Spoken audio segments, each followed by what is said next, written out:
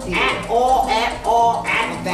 Dang. Remember that there is a bunch of Europeans and journalists who are, in fact, following this. So the trickery and deceit that they use is they put out in the media that they had revoked her bond because she didn't show to court. Well, there was nobody in the courtroom that she didn't, but she really did. All right, so now, then they came in and, put handcuffs on her. Yeah, I'm serious. Then they released her on her own recognizance just long enough to get that crack into the media for that to be what the reporters reported. Follow me? Yeah. That's what happened. He said, well, we're going to let you go. Then, this is another then, the magistrate, who was the one who put the bond out on in the first place, and who all of the people who are receiving the information are looking at this as a hot potato, don't want to touch it. No other magistrate wants to deal with it. They keep kicking it back to him. He decides he's going to put her, change their mind and put her in jail for contempt because she refused on that same day, because they did have, she refused to get a court-appointed attorney, but it's all just temporary. But I'm saying this is the stuff that they do. So, anyway. Oh, and one last thing. I just got an email. Jesus, no, right? Oh, that's beautiful. I just got an email that the IRS is being charged for messing with or stealing or doing something, I can't remember the headline, with state benefits. How about that? The IRS is being charged for, I don't want to say embezzling, but whatever. Say embezzling, I can't remember what the word was because I checked it as I left. With messing with state benefits. Can you believe that? IRS is being charged for messing with state benefits. That's what I say. And the other last thing, Obama's talking, listen, these Europeans sent this brother named Fontaine. Everybody know Fontaine, right? Yes. Yes. They sent him a letter, a notice through the mail because they thought he was European because of his apparent last name. So what they did is they sent him a letter and said, listen, we got to fight that Ron Paul group. Boy, these Europeans are having a problem. We got to fight the fact that Obama's going to have a nationality card, or make everybody have a nationality card because nationality is a call of the day. That's right. And he says, help us out because thinking he's another European. Well, I got the email sent to me. I think I got a copy of it in the bag, but this is what is going on. We were just talking, myself, my son, and Eve. What kind of nationality card would they produce? The United States of America nationality card? and look, doesn't exist. What they do is over. Oh, and one last thing. Lamont, I talked to Brother Lamont this morning. He called me. He said that there was another brother, 20 years old, youth, went into the court down in Maryland, stood on the square. The magistrate said, well, you have a right to challenge jurisdiction, and you have a right, listen closely, to put in a motion to dismiss. I said, y'all didn't fall for that, did you? Because now they don't know what to say. They're going to say put in a motion. Everybody here knows you don't put in motions because they can be what? Denied. Yes. It's at the discretion, like a corporate meeting. I motion, we buy new chairs. If I don't get a second, it don't fly. So you don't put motions in. But this is what they're saying now. They really are kind of lost. However, you don't know where you are. They'll wrap it. They'll mess you up if you don't know. And lastly, not yet, but lastly, there's a video I think, I didn't tell you all about it because it happened after we left here. There's some brothers who got stopped, hindered, and they stood on their square. Son, you saw that video. Can you just talk about the video where they stood on the square? Was it in Atlanta? Oh yeah, they was in Northwest Africa, what they call Georgia today.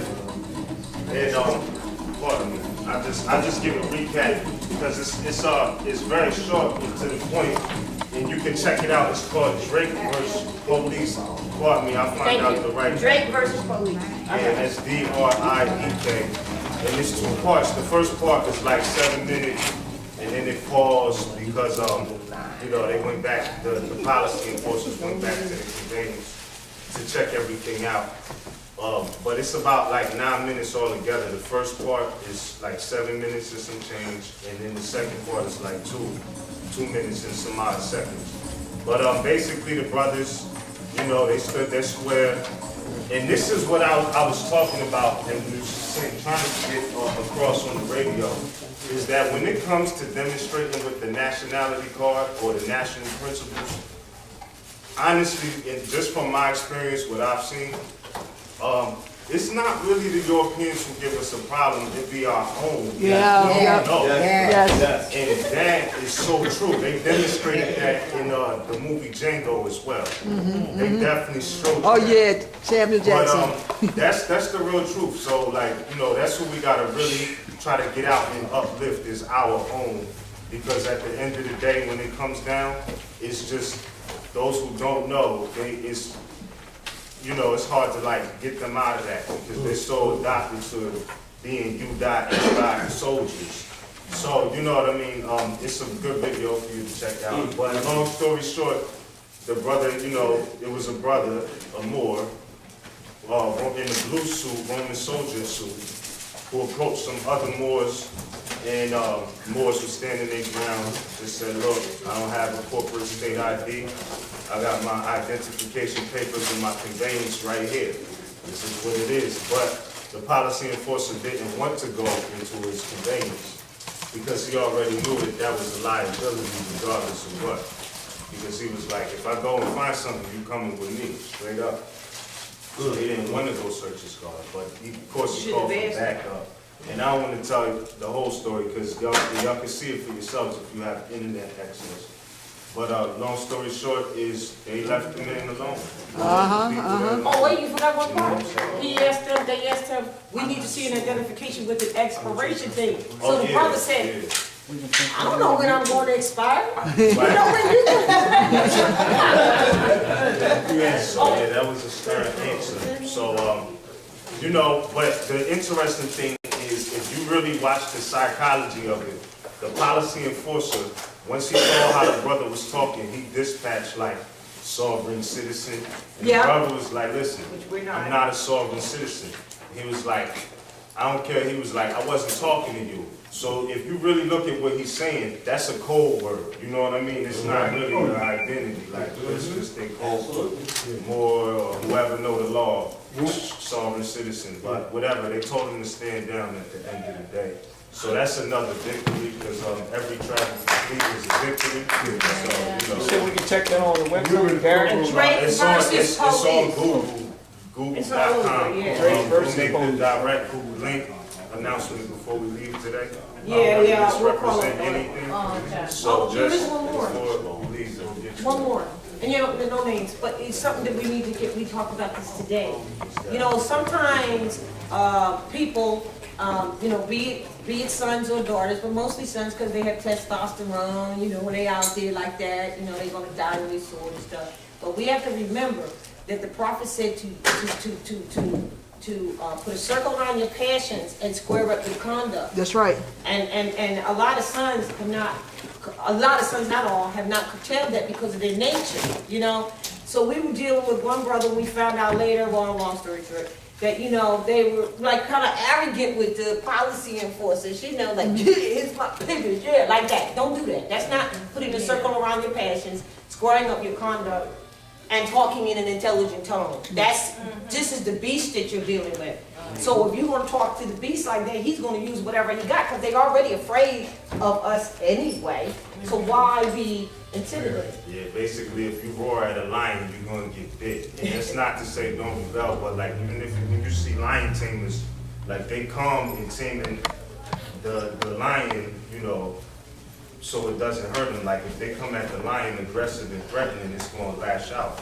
So that's just in the cause of what she's saying. When you're dealing with these people, think of it just like a beast. Like you want to be stern, you want to take control of the situation, but you yourself want to refrain from just lashing out. That's the key. Yes. And that's back to the science called prudence. And so we get George prudence.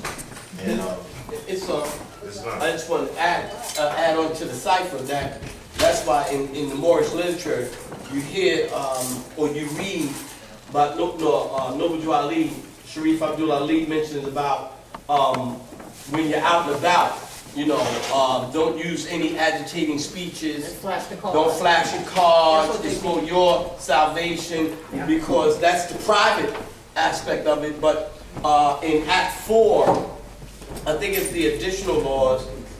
In Act 4, while making a public speech, you should not use any assertion, agitating speeches or any assertion against the American flag or any other organization, blah, blah, blah, blah, with for love, truth, peace, freedom, and justice. And I had that couple of situations with some young brothers that they get the documents not realizing that they're just documents.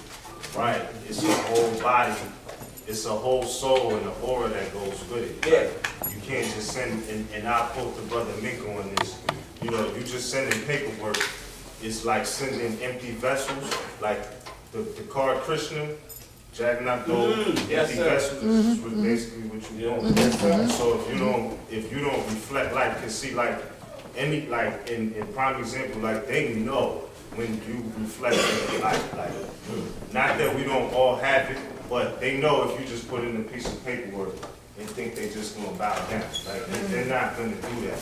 Like you're gonna have to demonstrate in some way, some form, whether it be through actions or through just, giving off that prudent energy in the flesh that you're not Negro, black, and colored. You know what I mean? Because that means you're capable of reflecting light. Because when you're not Negro, black, and colored, you can reflect light on the spot, like it's known. So these people know that, like they know when you know. And the brother was just speaking about that outside. Like whenever you're dealing with them, it's always just an IQ test or an intelligence test. Yep. That's all they're doing. Because they are psychologists. Yeah, it's a culture test. They're psychologists. Like they do this. Like, you know what I mean?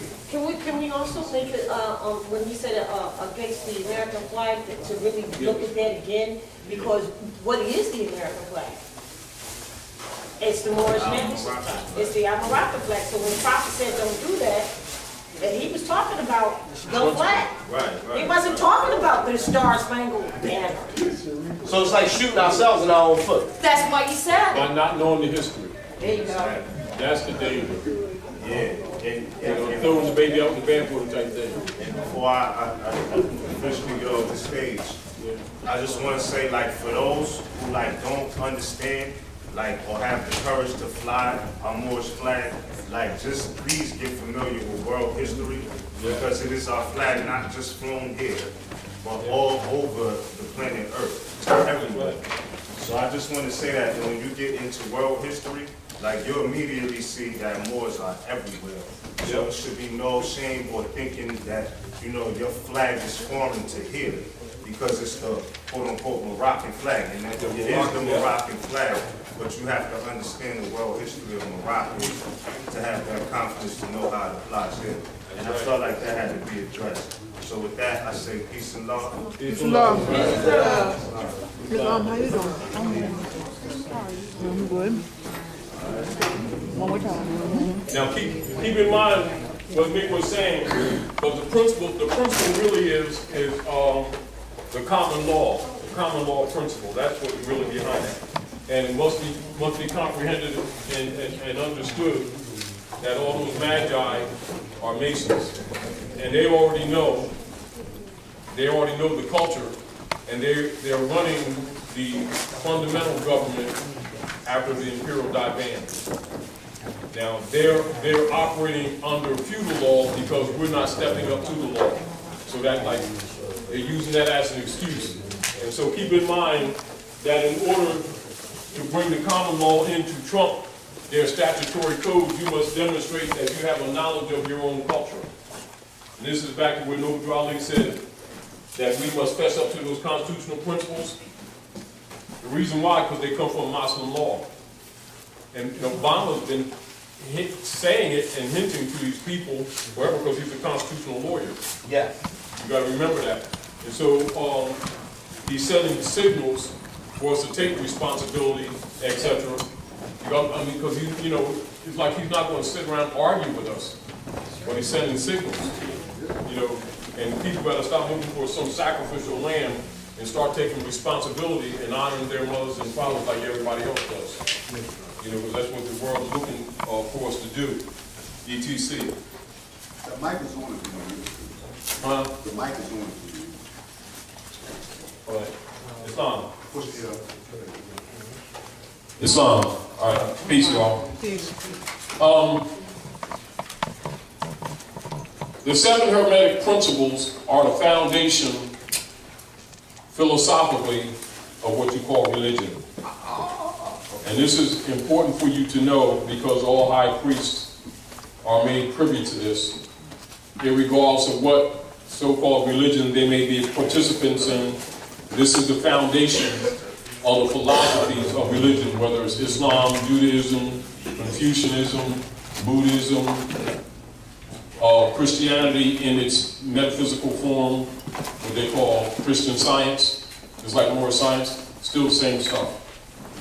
Now, keep in mind that it's not given to the general masses, and therefore there's assumptions on the part of many people that go to the different houses that they call religious houses, assume that they have things different. What they do have different is the dogma or the control mentality. But the foundation of religion is one, and the truth don't pass away, and that's the foundation.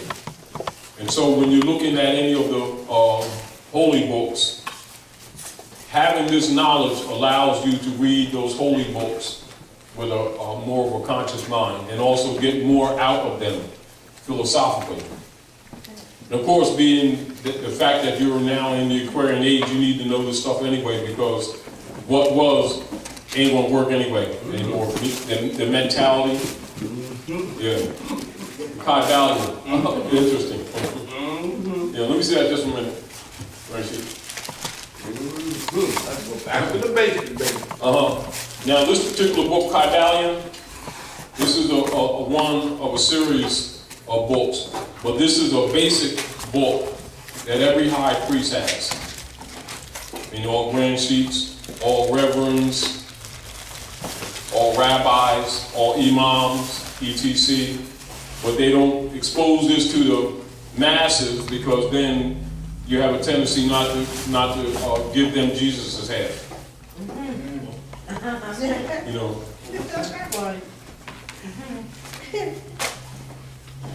And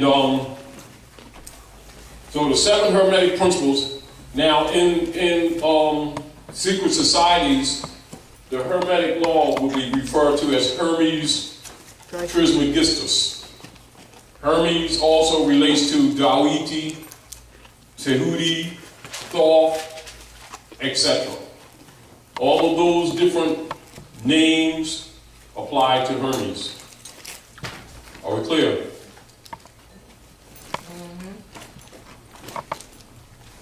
The first principle is mind.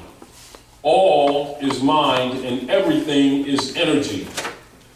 The universe is mental. 2, correspondence. As it is above, so it is below.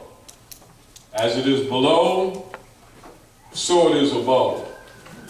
Reflecting congruent qualities. And this, the symbol that represents this is what you call X alpha, or what you call the Jewish star. That is represented in correspondence. Number 3, vibration. Nothing is stationary, and everything vibrates, giving off light and sound. Number 4, polarity. Everything is double, and everything has its opposite Thus, extremes meet. Number 5, rhythm.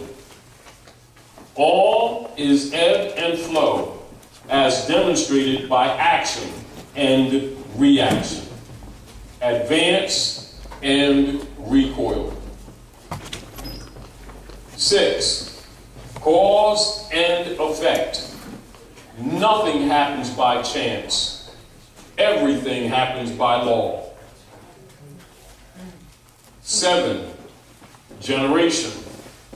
Generation is manifest in everything, and everything, animate and inanimate, is masculine and feminine. That's very important because this is also demonstrated in the principle or the word Eloah, which is mother, father.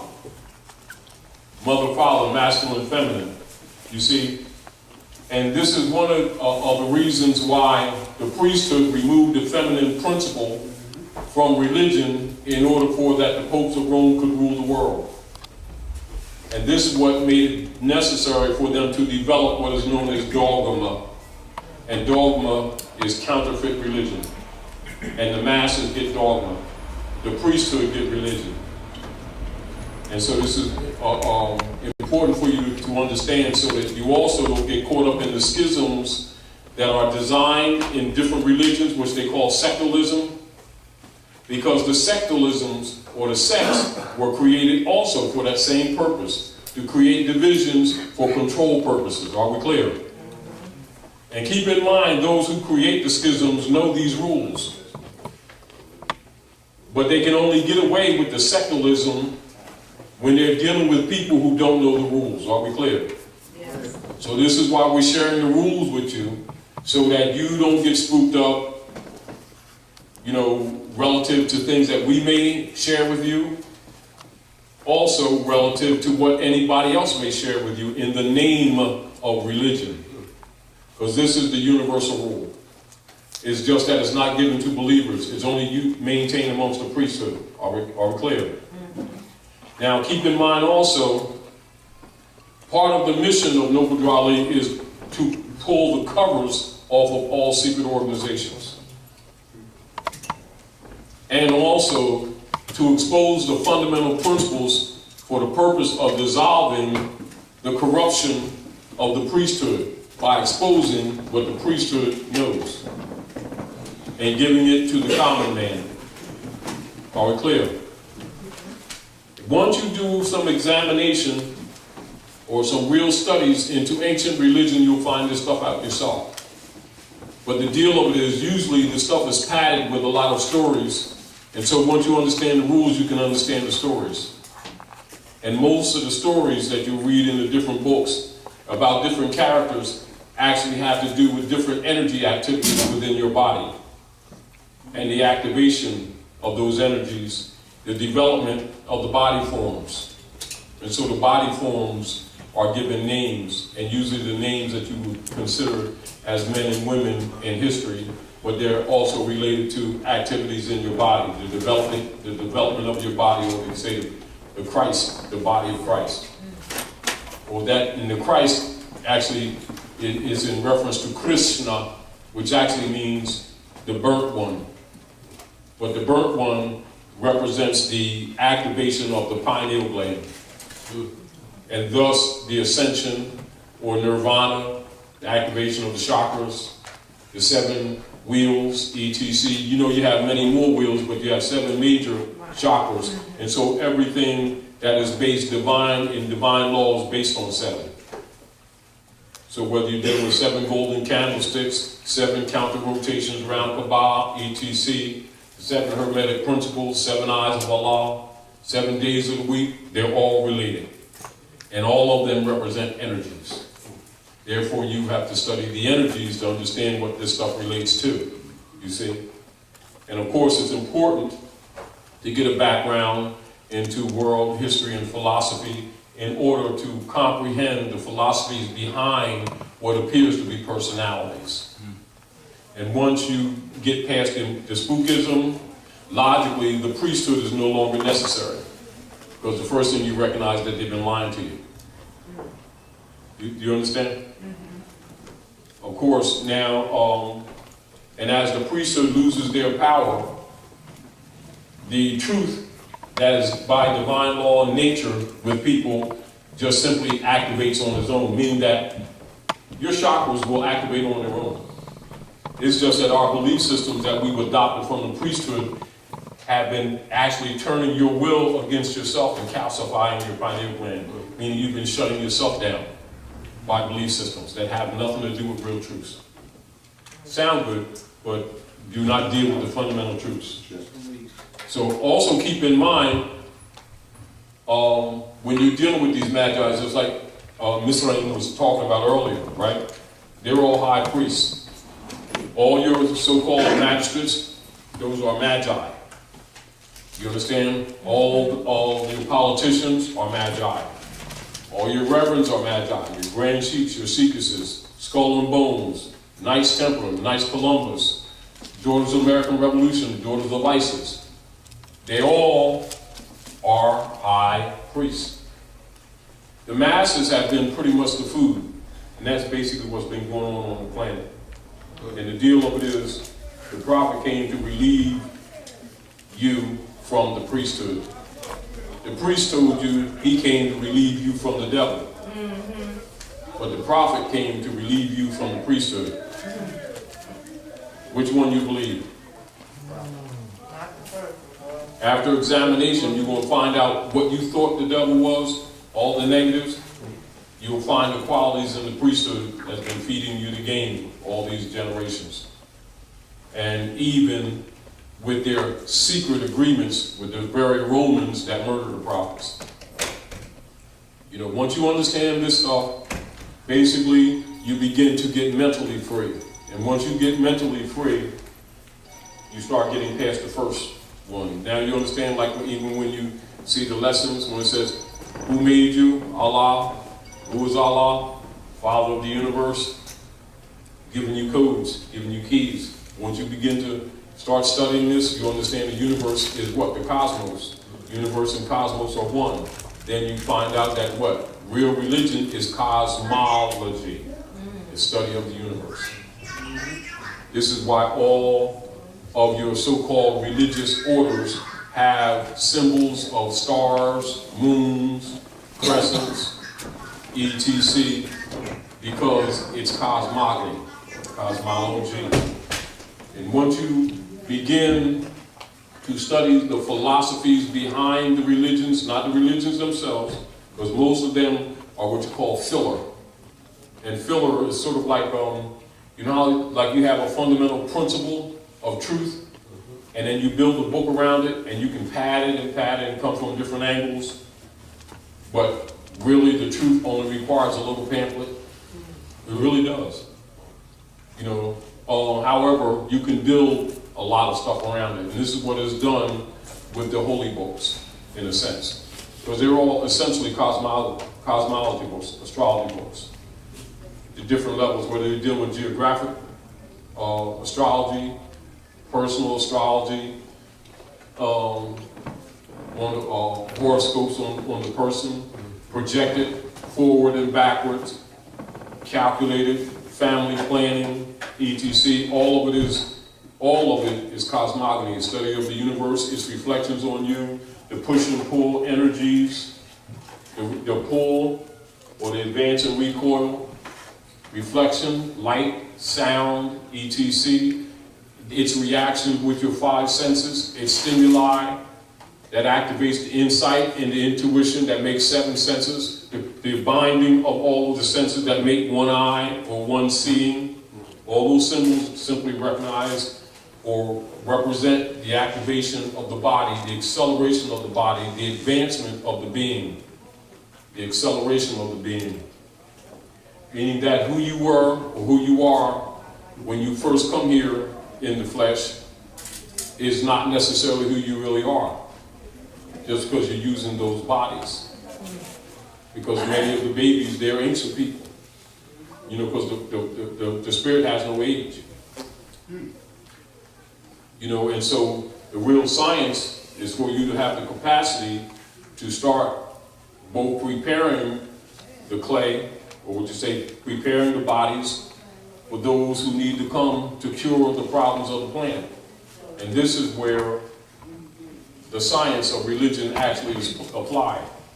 And so when you hear Moorish science, it simply means the truth of cosmogony. When you're saying Christian science, you're saying exactly the same thing. You know what I mean? It's just that people are never given the science. They're given statements without the knowledge.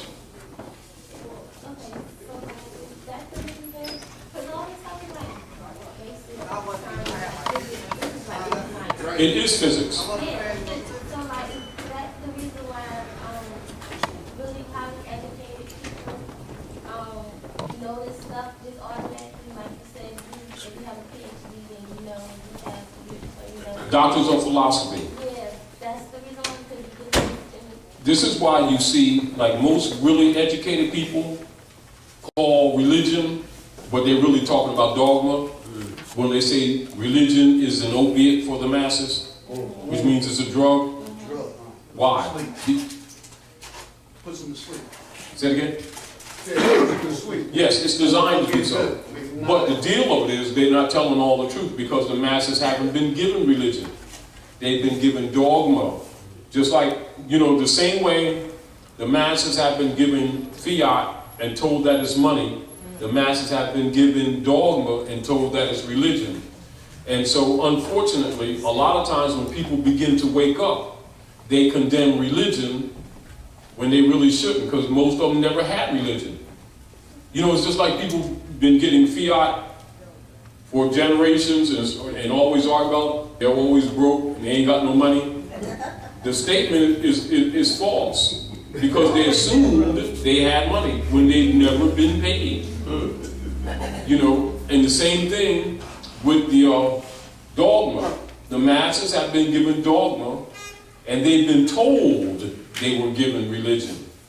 But the priesthood know that they have not been given the masses religion.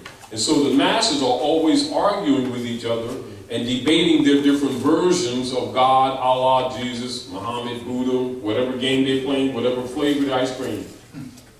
You know what I mean? And the deal with it doesn't mean reject it. It means get a proper understanding and comprehension of what you're dealing with. That's the duty of the redeemers. And when Noble Drawley said he has a cure for the sin-sick world, that's what he's telling you. You know, but you have to study in order to understand what he brought you. That's why he said it might take you 50 years to recognize what I brought you. You know, so you're dealing with both religion and you're dealing with the return of an estate. And so, whereas many people think this stuff is separated, they think it's separated from the politics, this is the politics of the world. You know, and that's another reason why, you know, they tell you, you know, separation of church and state, and that's a falsehood. Never was. All of the priests, all of the politicians are high priests, and in secret, they deal with this knowledge. This is another reason why, when you're dealing with the Magi's and you're dealing with different legal problems, etc., you're thinking a law from a concept of rule or policy, and when they walk in and out, they're also dealing ecclesiastically, because they're all high priests. A lot of times they'll like say they'll leave a court, like they'll take a break, right? They'll come in on say a booty and prize venue on admiralty law, right? Take a break, come back. He come back as ecclesiastical. Then he take another break, come back as a deputy knight for the popes of Rome. How can you tell? Huh? How can you tell? Or can you? When they step away, they're always changing venue. All right. Every time they step off, they're changing venue. You know, once you know they're doing this stuff, because remember, they're what the people think the demons are is really these priests. You know, one of the hardest things to get to people's heads is thinking that these people that run around saying Jesus, God, Allah, Muhammad, and everything really got love for humanity. Not that some of them don't. Do you understand? But for the most part, if they love the humanity, they would tell them the truth. And so since they're not telling the truth, they're with the rest of them. You know, when you know something is fraud or misrepresented, do you go along with the crowd or do you tell the truth? Isn't the truth this? If you see a crime taking place and you don't report it or to try to bring some remedy to it, isn't that called conspiracy? Collusion? Huh? Yes. So what occurs with a priest, whether he's an imam or a rabbi or a reverend, that know this because they get this, and have people thinking they're getting religion, knowing that the masses never get religion, and they keep taking people's finance and keep them spinning around generation after generation, hoping and praying and marching and keep hope alive on one of these days and the promise from God type thing, forever and ever, and they watch families fall apart, watch babies dying younger and younger on the street, watch people always starting organizations talking about giving the children self-esteem and everything, and they know what's exactly what's wrong with these children. They've been messed up by their mothers who keep delivering them to these high priests who are really the ones that's creating the evils on the planet.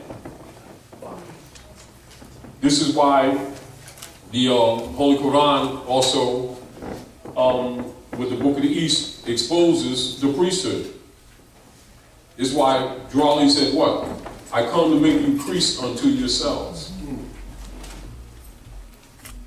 You understand? Because if you don't have the knowledge, logically, two things going to happen. You're going to follow the dogma that they give you, or you're going to reject everything and then start condemning religion where the tools are that you need. You see the whole point? When the real deal, you wasn't getting religion. And so once you understand that, you can begin the process of freeing yourself. Starting with understanding what the dogma is. Are we clear? Y'all got this? Mm-hmm. All right.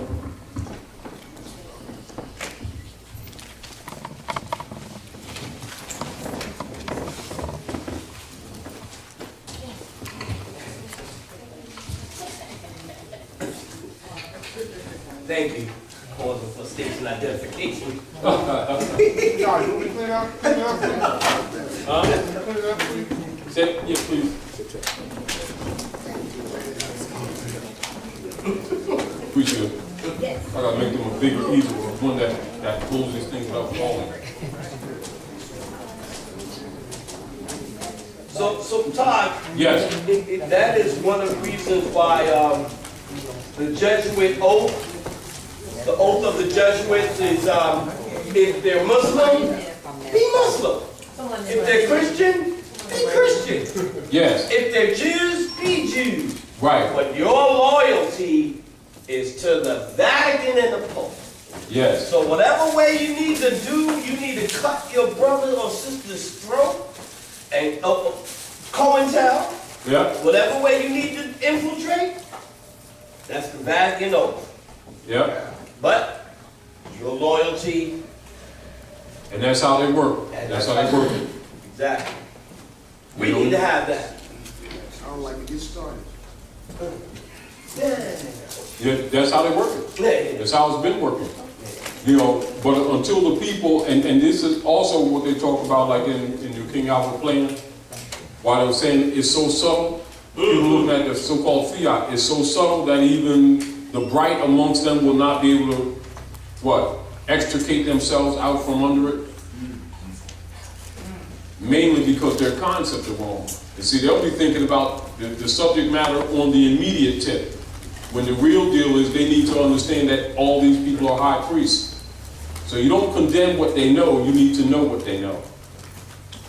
Do you understand? Because what they know, they do not teach. What they know for themselves, they do not teach. But they do know the system of mind control for the masses, i.e. the counterfeit. And so you've got counterfeit law, color of office, color of authority for the masses. The rulers deal with jurisprudence, which is the science that treats a positive law. Not necessarily the morality of it, but the actual science of it, its principle. So the classifications of law, etc. The nature of it from a scientific mathematical methodology, the comparative uses of law. Therefore, if an issue comes before society or a court or tribunal, whereas there may be consistency in the type of claim or issue, those will be compared scientifically to see what principle in law would apply, etc. There, thus, is jurisprudence. And law is subject under jurisprudence, are we clear? So it's not law and then jurisprudence, is jurisprudence, which is the science that treats of positive law. Logically, if there's positive law, there's negative law. Therefore, you need to know the science of law. Therefore, you need to know the cosmological principles upon which the law is built. This is the reason why, when it comes to the principle of the common law, why it trumps the statutory code, because it's indicative of you having an association to the knowledge of your ancient forefathers. Like Raleigh said, go back to that state of mind of your ancient mothers and fathers. If you did, you'd know this stuff. You see the whole point? And so when you walk before the Magi, and you walk into those tribunals, they're not courts, they're tribunals, they can kind of smell you and tell what you know anyway, the way the energy you even carry. And when you start, talking that black and white stuff, they already know that you sleep. They already know your food. If you start debating your beliefs, they already know your food. And will, according to how they feel, whether they, the wife fed their dog this morning, how they feel. You understand? Because they're magi. And so the point that I'm making is, don't underestimate them, and don't take it that because they're not discussing these things with you, that they're not operating on these principles, because they absolutely are.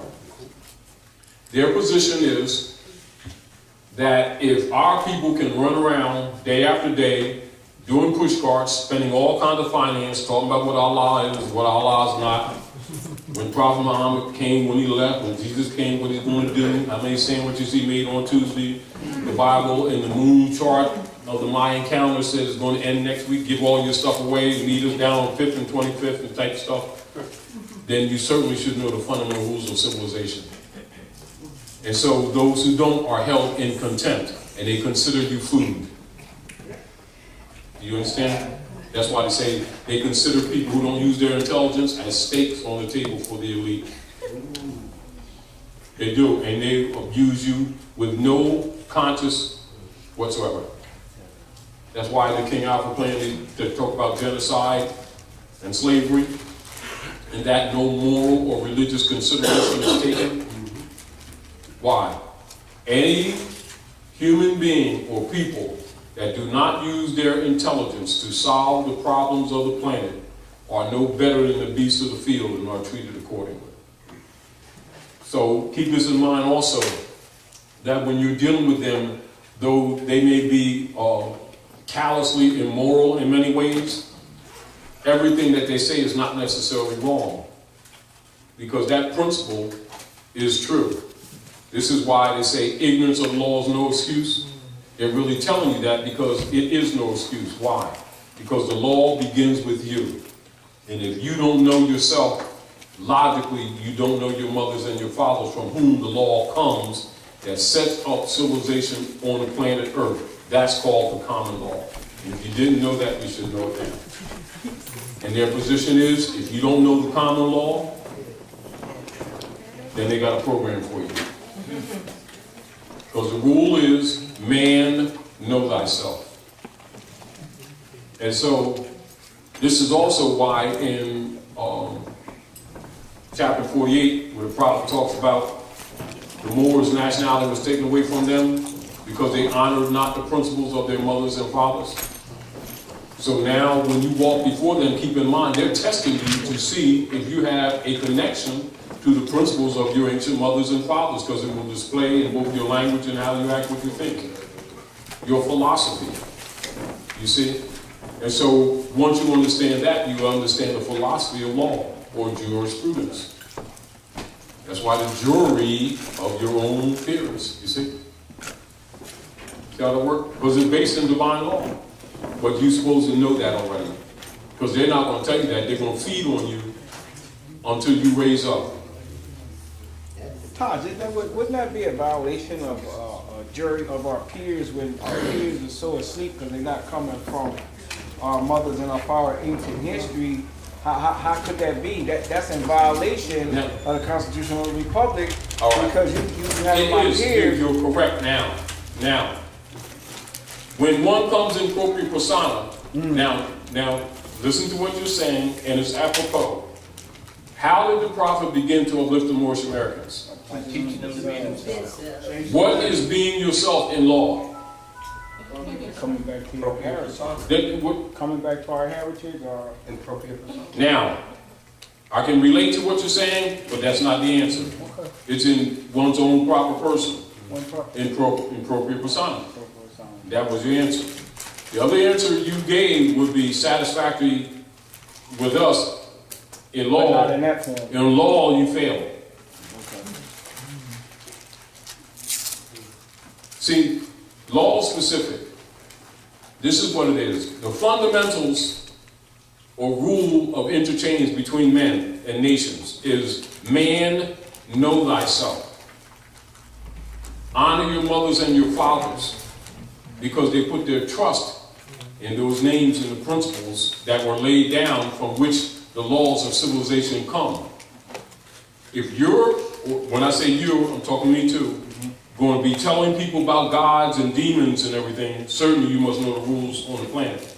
Because if you don't know the rules on the planet, don't talk about no gods that you've never seen. We do that, don't we? Matter of fact, we got a whole culture that covers that whole area day in, day out. And we fund a lot of buildings from different versions of whatever version we want to talk about, and fund them, give them our time, finance, etc. Don't they do that? Right? Now, and then can't tell you the rules of civilization? That's called contempt. That's dishonor. And thus you're dishonoring your mothers and your fathers, and so your days are cut short. So we call that racism, don't we? Wrong again. Right, because I was going to say, because we can't Don't use just that. say wrong again. No, I'm removing the emotions. Yeah, I'm removing the emotions that we have a tendency to lean on. Right. You know, jump into let's feel sorry for ourselves type thing.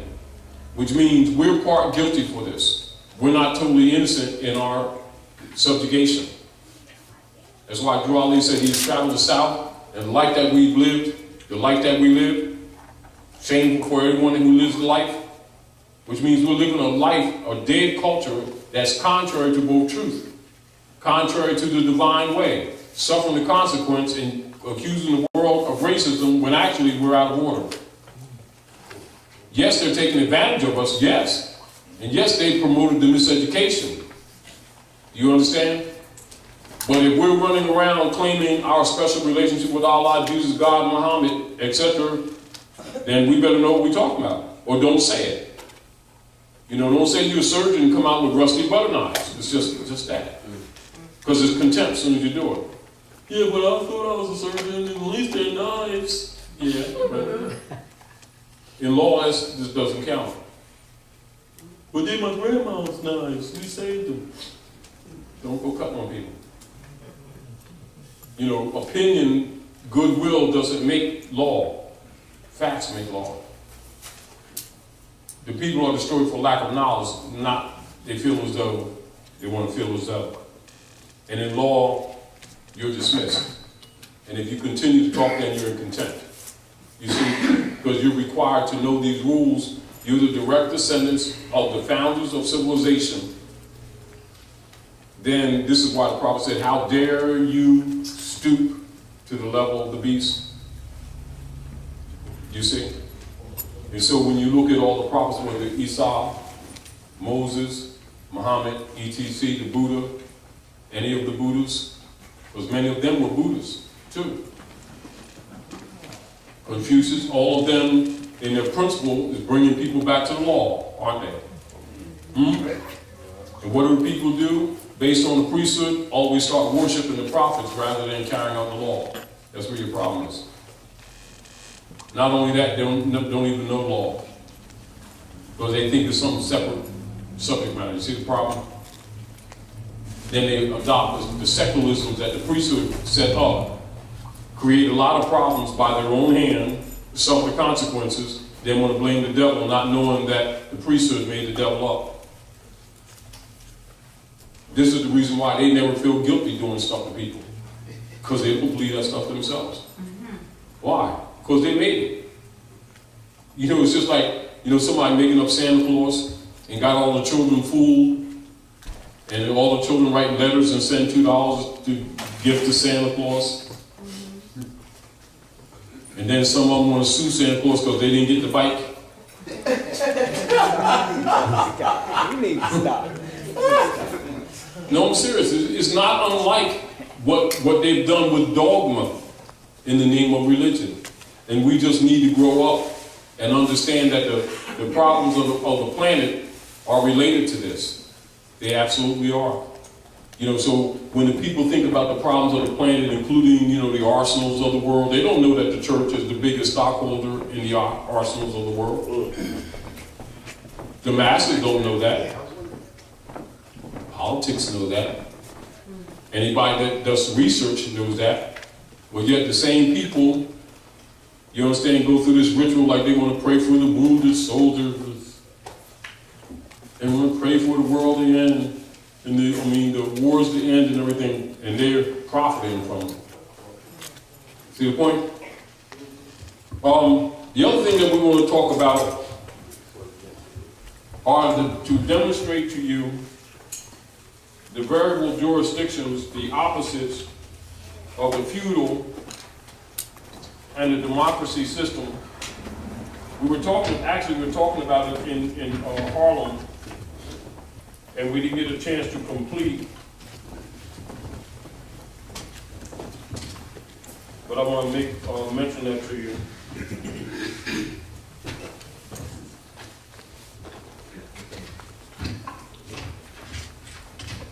But you need to be conscious of the opposites.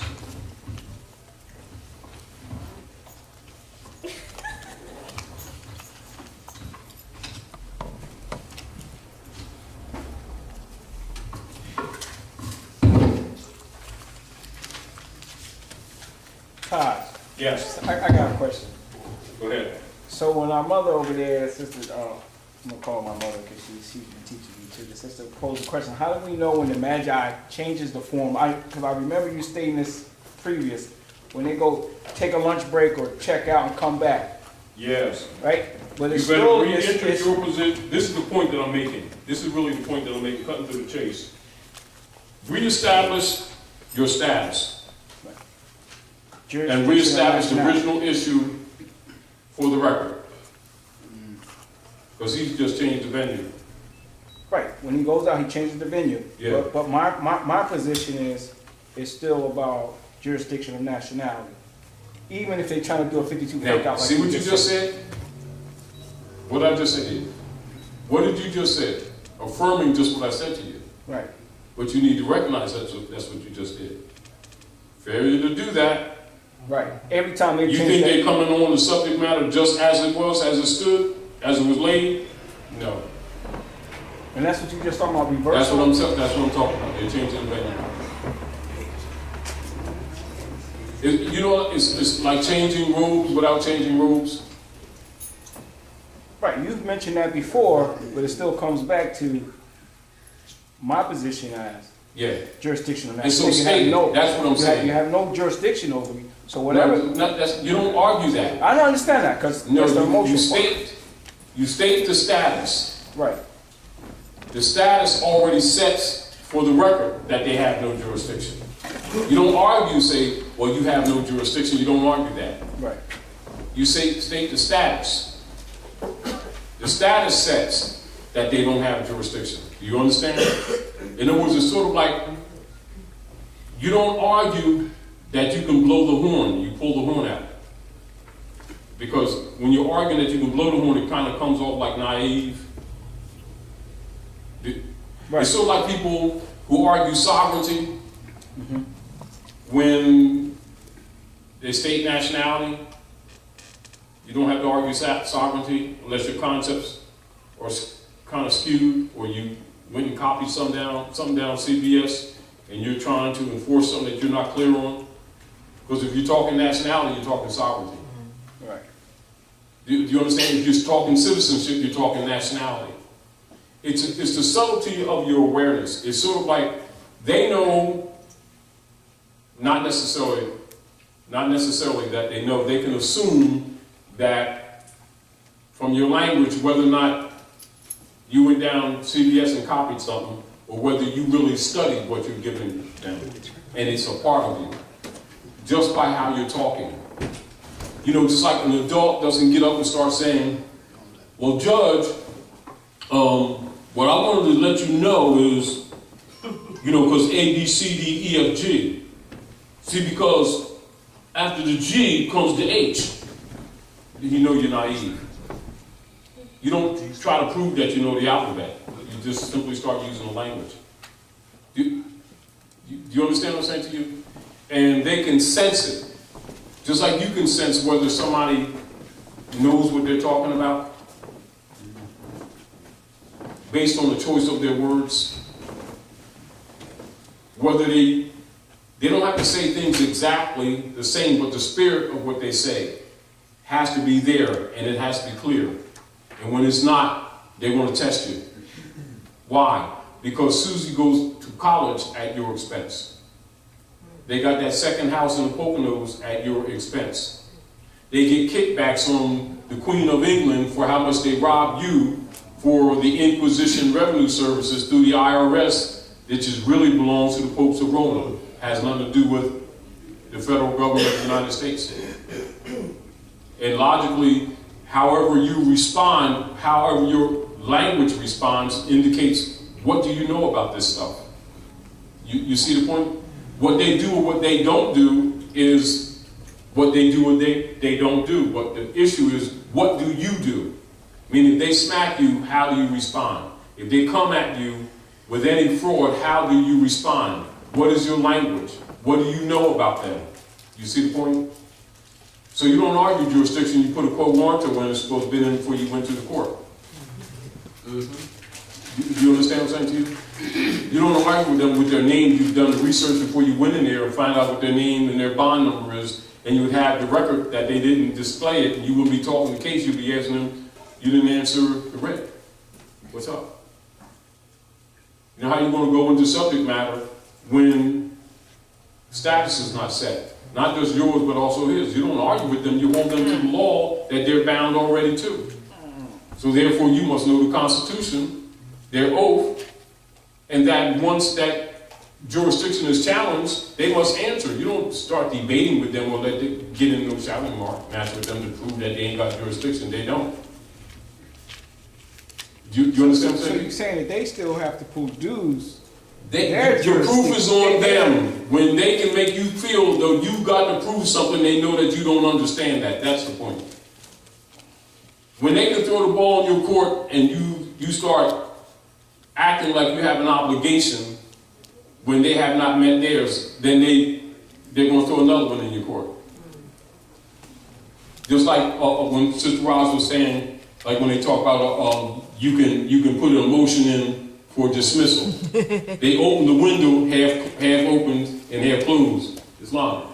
I didn't want to cut you off, but just to be clear, like a lot of the times, they won't even really argue with you. They'll just throw something out there like, well, I do have subject matter jurisdiction. That's all they'll say. That may be true. It's not really, still don't have territorial and persona. So if they say, well, we have subject matter jurisdiction, at that point, you're supposed to reinforce the fact that they don't have territorial or persona, because most of the times they won't even talk that. They'll just challenge you like that and say, I got subject matter jurisdiction. Yeah. But they'll never really claim to have persona or territorial. They'll act like it, but they won't say that on the record, for the most part. But they will say I have subject matter jurisdiction. But then you ask them, then for the record, show cause and show the subject.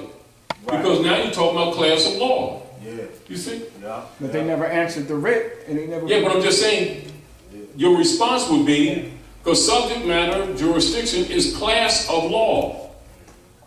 It's jurisprudence that we just talked about. So, you know, it's the class of law. So you say, oh, good. Thank you. Enter into the record the class of law you're dealing with. Because that's the show cause. That's the nature of the charge. He ain't got no charge for real. No, the deal. In other words, if you knew what subject matter jurisdiction is, you would recognize what questions to ask. They would come up. It wouldn't necessarily be a question that you would ask ordinarily, but you recognize because you're talking about classification of law. So if you say subject matter jurisdiction, he's telling absolutely the truth. But he didn't tell you what subject. Right. And that's the matter. He's playing you. They're seeing, this is what I'm talking about, they're seeing if you know what you're talking about. While in fact, your argument is valid. When he makes a statement like that, he opens himself up to secondary questions. But if you don't know what to ask, you kind of throw it off. And then you probably ask something else or get belligerent. Sometimes you got to, but you got to get belligerent with law. You don't get belligerent with guessing. Because subject matter jurisdiction can be questioned at any time, before, during, or after an issue or case, even if somebody's in jail. Wouldn't that magistrate be in violation because he's practicing law from the bench? Of course, but you could say that. You could ask, when he said they have subject matter jurisdiction, right. Oh, I have no problem. Right. I have no problem with that. Then enter into the affirmation of jurisdiction for the prosecutor. Then look around for the prosecutor. Right, the prosecutor. No, I'm just saying, I'm showing you when they make statements, they're opening up doors. And then if you don't know, you're closing it. Because they never gave you a security bond. You need to study. That's what I'm saying. You need to study. You understand, when you're walking into those tribunals, they're auction blocks. They're offering to auction you lest you're willing to speak as a free man and start acting like you know. Constitution has 7 articles, 10 bills of rights, right? Yes. Constitution, the organic. They say organic, right? Yes. What is an organ? An organ in the Constitution is related to an organ in the body. The Constitution is the makeup of man. Therefore, it's in harmony with nature. 7 chakras and the hands of man, the amanuensis master, descriptor. 10 Bill of Rights comprises the organic Constitution. It's based on divine law. Since it came from your forefathers, you're supposed to already know that. You see? So now when he comes like that with the issue of subject matter jurisdiction, he certainly has subject matter jurisdiction, whatever he happens to be thinking about or talking to, that's why he's sitting there. So now you said, oh good, I'm glad you cleared that up, right? So enter into the record the nature of the claim of the class of law that you're dealing with. Is it admiralty? Is it bottomry? Is it foreign to the Constitution? Is it equity? Is it contract? Is it estate? Name the class of law for the record. Because he just set himself up as soon as he said that. See, he either set you up or he set himself up. Mm-hmm. He set himself up if you know. He set you up if you don't. You get the point?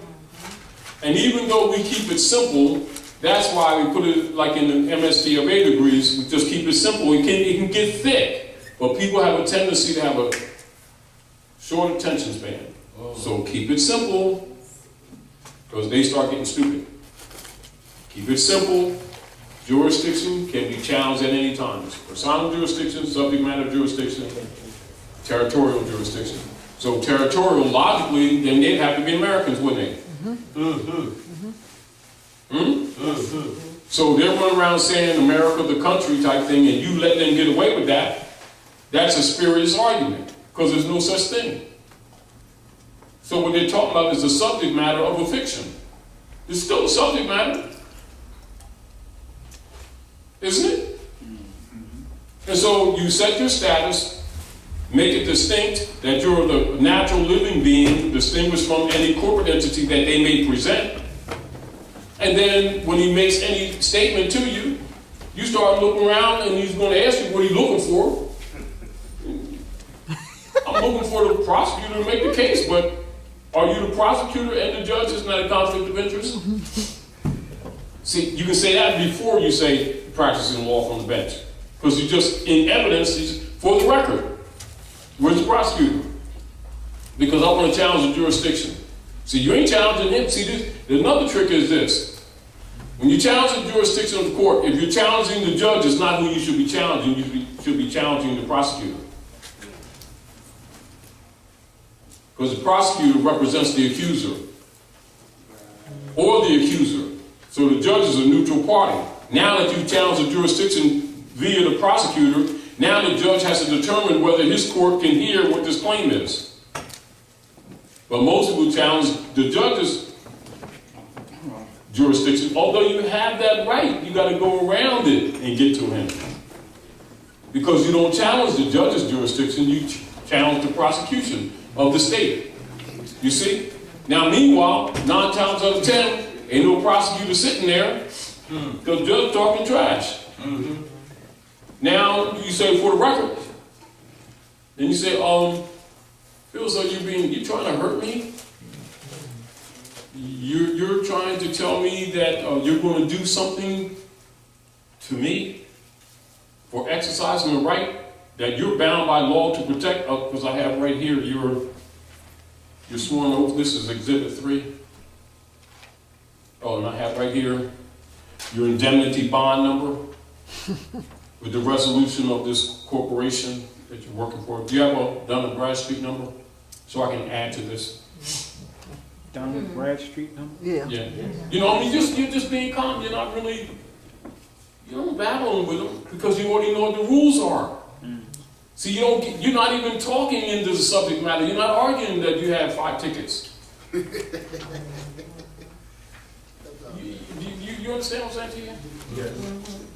You're making sure that the status and the jurisdiction is set up by not arguing the jurisdiction, talking about the jurisdiction that makes it clear that he doesn't have the jurisdiction, because you understand what jurisdiction is. You understand where I'm coming from? If you understand what jurisdiction is, talk about the jurisdiction and thus challenging it. Because you already know that they're trying to counter people because people paint them in a corner.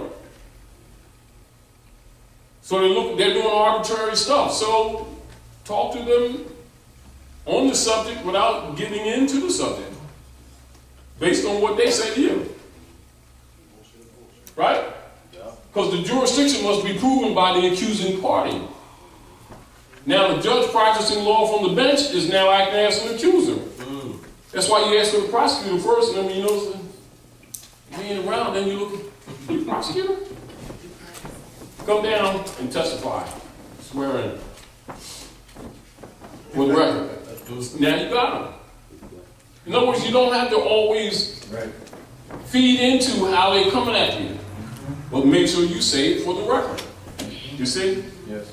So once you understand what their obligations are, your protocols come naturally. You don't have to say things exactly like we say it.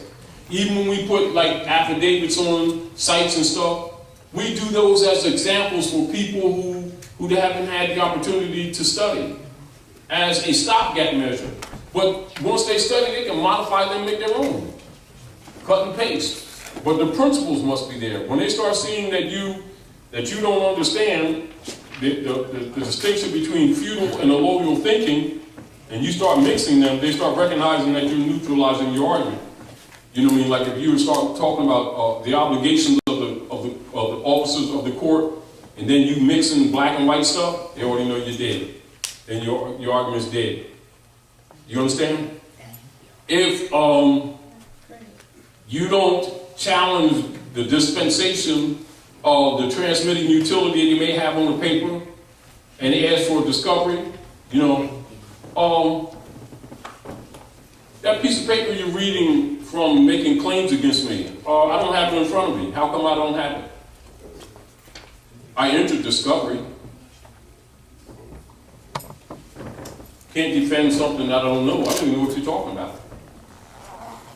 How can I prepare a defense when you're reading claims and charges and things like that on some instrument that that's not related to me? Let me see. You can do that. And if you don't know you can do that, then we have a problem. Do you understand what I'm saying to you? And then, if it's a claim If they say this, a state's claim, well, the state says this, the state says that, let them get their stuff off and start talking right. Well, the state never talked to me. According to the law, which state you talking about? Him, she, or what? Who? State's a foreign, private, for-profit corporate entity created 1947, 1933.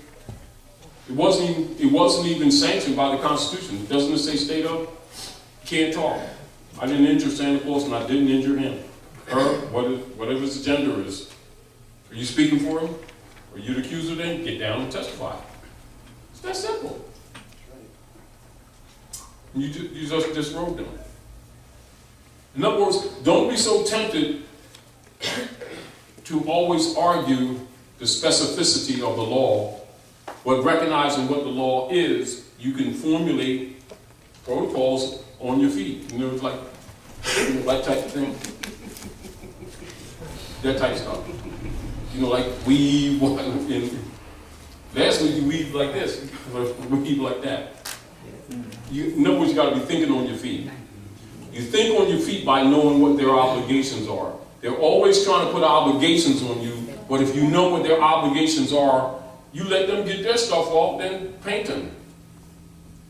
You know, let them stick their face out and then put paint on it. Same way they're doing you. But you do that by knowing what their obligations are.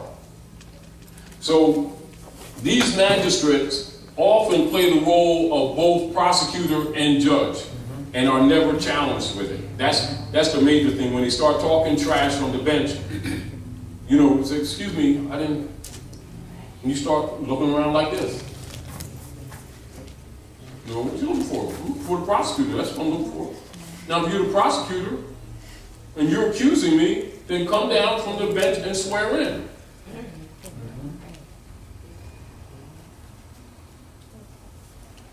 For the record. Isn't that simple? Yes. Isn't that simple? In other words, you don't even have to argue you're practicing law from the bench. That says he's practicing law from the bench. You see? In other words, demonstrate that you understand this and not necessarily just making the statements as they would be properly made all the time. You know, that would be proper, but when you come like that, they know that you understand. They know you comprehend. You know what their obligations are, right? Or they start reading from script. And we have here 2 charges. You had your sneaks tied together on Thursday. One sneak was a Nike and the other was Adidas. Now, that's $50 fine plus cost court. You know, you don't start arguing the sneaks. You've got all that stuff in front of you. I haven't seen any of that stuff. I have no idea what you're talking about. Discovery, that's all I want. So if you're asking for discovery, that means the present case can't continue. You don't have to say, you know, a continuance or dismiss. It can't continue. Why? Because he's talking trash and you don't have it in front of you. You don't. How do you defend yourself from some accusations you don't see? And then, let me see that. Discovery. And how come you have that and the prosecutor didn't give it to me? And how come you're speaking for the prosecutor? I mean, I don't understand this. What you should be doing is dismissing this, shouldn't you? Because he should. In other words, now you give him a window. Now, if he wants to get ignorant, then you say, apparently, all due process is being violated. I stand mute because you're trying to injure me and you're using that office for personal, private, clan activity. I think somebody should call the sheriff. This is a crime scene. For the record. Can I call the sheriff? Are you going to injure me for exercising my rights? Matter of fact, you're the judge, you're supposed to make sure this stuff is not going on. But since apparently you're not, you're participating in it, we need to call the sheriff. Everything stop, crime scene. Now, would you think to do that? No. Would you? No. However, that's what you should be thinking. Yeah. Meaning that you have a lot of other options that we haven't spoken of. We'll tell you certain protocols, but understand when you understand the principles, you would automatically be thinking other protocols. Are we clear? Yeah. All right. Any other questions in that area? Everybody understand that? Their principle? All right. So when they're practicing law from the bench, you don't have to argue that they're practicing law from the bench. Look for the prosecutor and say, how come you hitting me and then threatening me? And watch them say, no, I'm not threatening you. Why are you talking like that? You trying to hurt me? No, well, I'm not trying to hurt you. I'm just trying to get you to plead. Yes, you are. For the record, you are. Trying to get me to plead. Is that what we're doing? Yeah. Okay. How you gonna plead when the charge is not clear? The nature of the charge is not clear. You don't have discovery. They're making claims and you had no opportunity to prepare a defense against his papers that he's reading from that you don't have. And then of course, as soon as you see it, you're gonna see it's all caps. Oh, what? That's not me. You know that's not me. Stop. You understand what I'm saying? Correct. So when you go to the arraignment, Dr. Nylon. I'm sorry. But so like when you go to the arraignment and then at the arraignment, you're trying to put together whatever the charges may be, you have to have the actual trial. yes, So at that point in time, when we're saying, when we're at the arraignment, and we're saying, well, basically, we don't have no subject matter, you have jurisdiction over the subject matter, and then they're saying, well, such and such is saying you did such and such, and you say, well. that's an accusation unsubstantiated. Right, but they continue on. So you're trying to get them to say, well, if you're such and such, then present yourself, because I want to see the party that is accusing me. Yeah. Not just that, I want to see the sworn affidavit that's attached to the warrant that moved this court. Even if that's not produced, it's still. No, listen. No, listen. What he said, they don't pull that type of stuff. And then you say, oh, no problem. Discovery. I want to see the sworn affidavit that's attached to the Fourth Amendment warrant signed by a competent judge that moved this court, because that's what moves the court. And if he doesn't have that, then he has no business talking to you about whether anything. In other words, you don't have to get into subject matter. You don't necessarily have to challenge subject matter jurisdiction. You say, well, he's talking trash, right? Discovery. Let me see the sworn affidavit, not just questioning the accuser, question the sworn affidavit which was necessary to make the claim. Because there had to be a deposition that's attached to the warrant that creates the summons.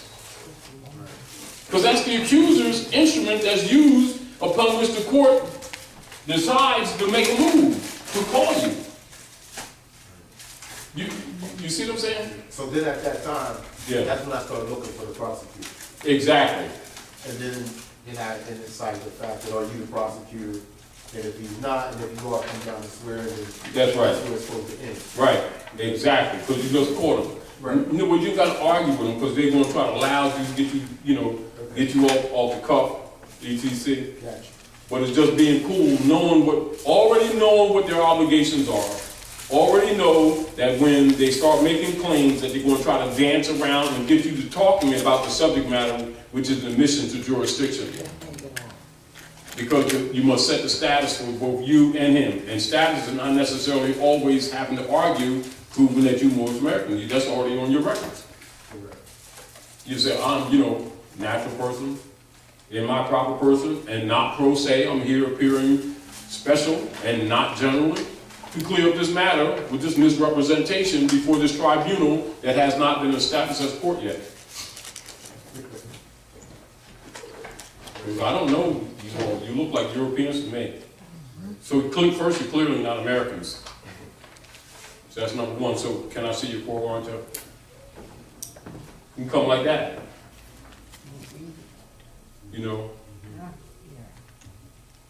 Islam.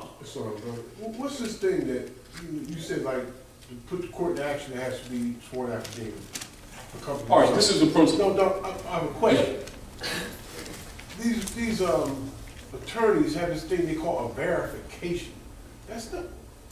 Well, the verification, that would be it. Is that a sworn? They're implying without how to say, implying without producing, and you didn't challenge their claim. That's what I'm saying. Yeah. They always. Because to verify, yeah. But see, what we've been seeing is that the court is allowing this verification without. All right. Now, that makes the court part of the fraud. Of course they are. Yeah. That's why you got to come at them like that. In other words, sometimes you have to dance with them. You know what I mean? Right. You know, so you let the judge. But that's a point of challenge right there. Yeah. You let them talk. Let them talk trash first. Right. Look, and when the judge talks a little bit of trash, let them get it off. Then you ask them, you know, for the prosecutor, you're trying to hurt me. How come what you're saying to me, these charges, is not made by the prosecutor? Are you prosecuting from the bench? You ain't saying you're practicing law from the bench. You prosecuting me from the bench? You're trying to hurt me? I thought, now according to the law, what you're supposed to do is see that all parties inform all other parties of their claims in accord with due process, and that the accuser presents his case and presents the sworn affidavit for the record in discovery to me for what claims and the nature of the cause before the court so that I can prepare a defense. I haven't had none of that. Not only that, you're prosecuting as if you're a jury and the prosecutor. Are you the judge? If you are, state it for the record. You're the prosecutor, state it for the record. So I know which one because I don't know who I'm talking to. Then you say, you trying to hurt me? Watch him start saying, no, we're not trying to, we're just trying to do. Yes, you are. Can you state your name for the record, your full name, and your bond number, your indemnity bond number? I noticed that when I walked in here, I didn't see court warrant, or I didn't see any certification for the activity of this court. There was no warrant posted. That has to be posted. No, I didn't see a constitution. I didn't see anything. As a matter of fact, I'm asking you, you won't even tell me your name. Isn't that a violation of law? Yes. You're a public servant. At what point you just say, okay, well, I'm out of here then? You can say, but the deal, you want to get stuff on the record. Right. Okay.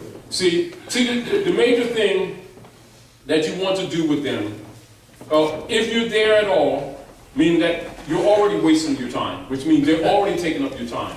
So use the time for them to say things that can be used against them in any future action, as well as what makes the present issue dismissible or reversible, even if they're trying to. Because most of the time, 99.9% of the time, they're acting in color. You already know that. And they're administrative anyway, so you already know they're in color. But allow them to prove they're in color. You know. For the record. Yeah, for the record. Islam says. Islam. But if it's not a court of record, I mean. That's why you ask questions. Is this a court of record? Like stuff like that. Yes. Back to the point. Knowing what their obligations are, hold them to their obligations. Because the court of record logically already has the sworn affidavit, and that's going to be produced to you, and you ain't going to have it anyway.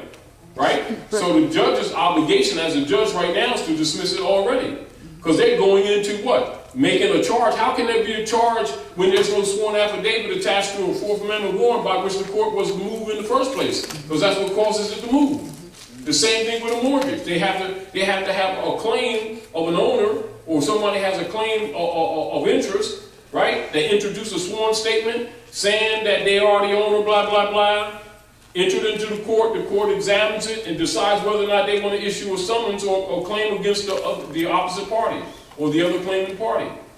And then that instrument has to be given to the person who the change or the charge is made against, so they can prepare a defense or rebuttal. There's no daggone trial. There can't be a trial. And an arraignment is essentially a proceeding where all that stuff is going to be done. Exchanging of credentials. mine for yours type thing. Here's my nationality card, where's yours? There's your claim, here's my rebuttal.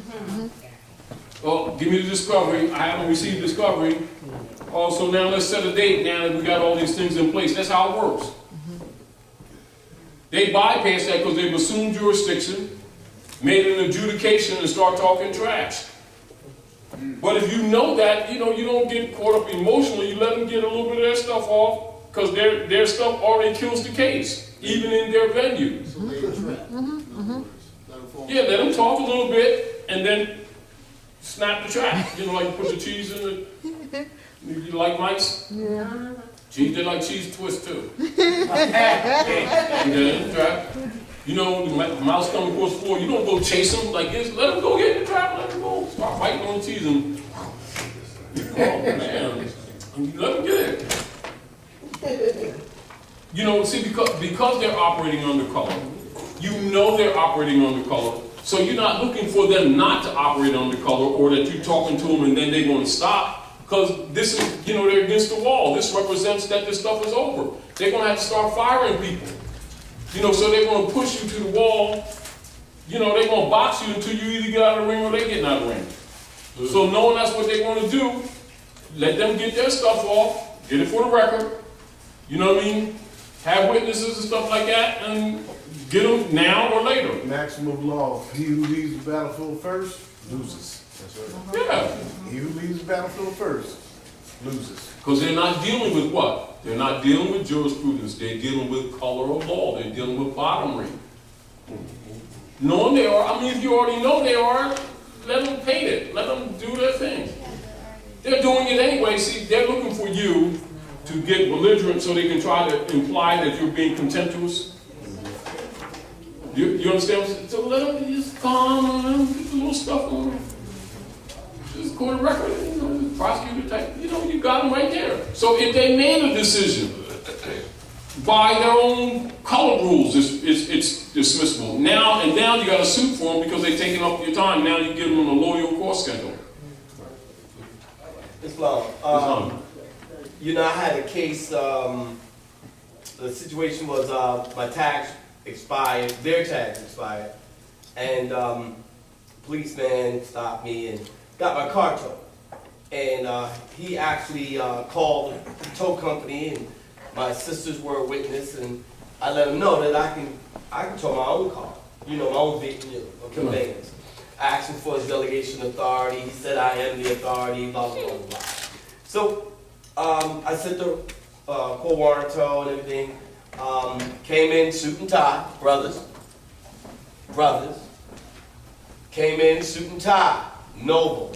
Not no jeans, looking like Ray Ray. And I had two of my support members here. And I just went up gingerly. Morning, Your Honor, afternoon. And no fear or nothing. And instead of dismissing, they postponed it. And so, and I think I told you about that. But what it did, we had a group meeting, and I said, well, what it did was give us another opportunity to ammo up. So now what I did, I sent another court warrant. This time I put the stamp, thumbprint, signed through, date. And I put that through, and a allodial cost schedule, and I put that in gold eagle coins. And also the discovery thing. I put discovery, but I asked the question: why wasn't the case dismissed when the accuser / corporate agent / public servant and his name? I even got the guy's license plate number. That's how agent I was. And that's what you're supposed to do. Yeah, and so I put those questions, and but it was more addressed to the accuser, not to the judge. It was questions that I was asking regarding the accuser, because it's their word against mine, and the fact that even the Magi said out loud that I was charged or accused of the same citation twice, that's double jeopardy. Yeah. So I put that in there. So June the 5th is going to be the next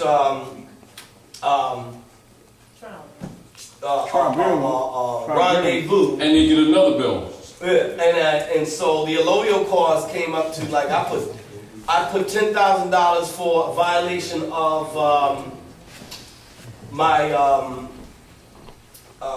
Universal Declaration of Human Rights. Yeah. $10,000 for violation of my indigenous rights. Yeah. God, I put so much. I put $5,000 court costs. Breach of oath. Oh, I didn't put that. But yeah. Yeah, I didn't put that. But you know, I already sent that, and so I still have enough time to send more documents.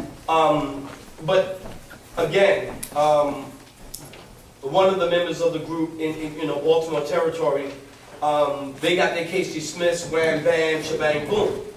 However, this is a good exercise project for me. So this is a good project. Because even right now, I'm already formulating coming in there.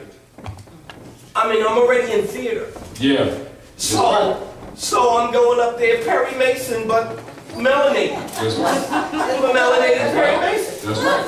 Ironside. It's supposed to be. Yeah, so this is just something that like you said, they're going to end up throwing it out. They're going to dismiss it. But just for us in the Baltimore territory, in our particular group, the community law group, it's a good exercise for us in protocol. Yes.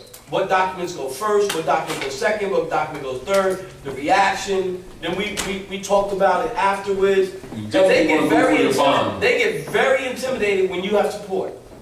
You definitely go after their bond. That is, I'm gonna have to give it to you on that one. Definitely go after it. Now, keep this in mind. Now, I'll write this down for those who may not know this.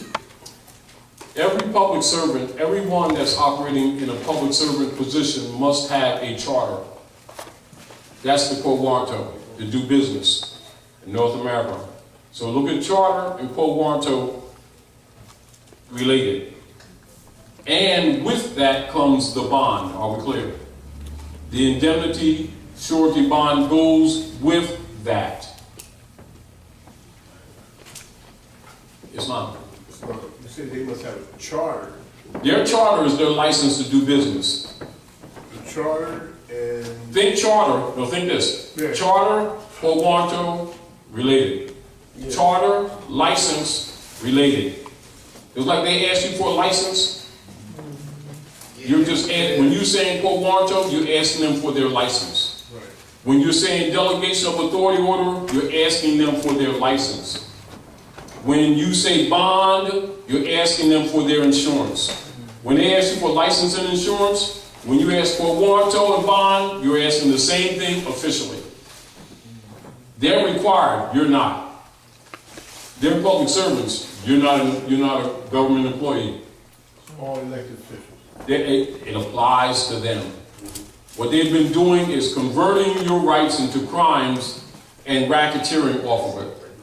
So the deal of it is, the very fact that you're even there and that they're even talking to you on that degree is a violation of law. But again, when they see that you're not going after their bond, etc., and you're not asking for a quo warranto, that's immediately lets them know that you don't know the rules.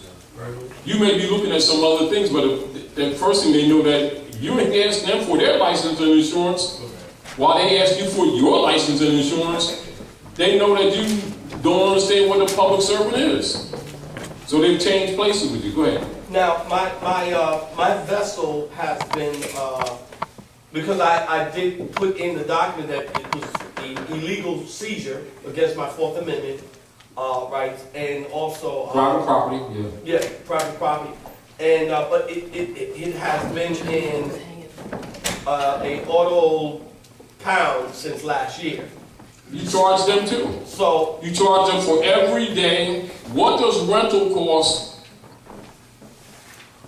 If you was renting a car, I charge $2,000 per day. Yes. That's what I did. $2,000 And you charge per day. them with grand theft. And you charge them with grand theft. but what do I do? What suffering. what is the I mean, affidavit of fact? But what do I put? That's RICO, racketeering, breach of oath. You know, it's a violation of confiscation of private property used for public use, right? Against your will, also other suits. It's called treble damages. Treble, because they deprived your family. Your dog wanted to go to the movies. He can't go to the movies no more. He's been really raised and he broke the chain in the yard. Which is a tort. Yes, it's a tort. Yes, Islam. Islam. You have to send out an invoice every 30 days. Just like they do you. Send out an invoice every 30 days for 90 days and then call me. Yeah. After you get 90 days worth, call me. Now, one of the things is the... You hear what he said? Yes. Every 30 Say days... it, repeat it. Send an invoice out every 30 days. Why? Because it's just like they... No, why? Why? Because I'm building paper trail, but I'm also building a case. What occurs after 90 days? Default.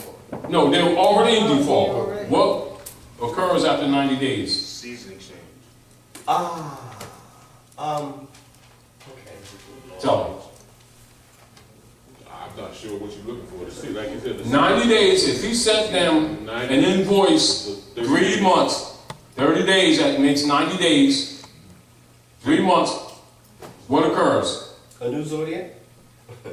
What occurs? Tell us. What does the instrument come into?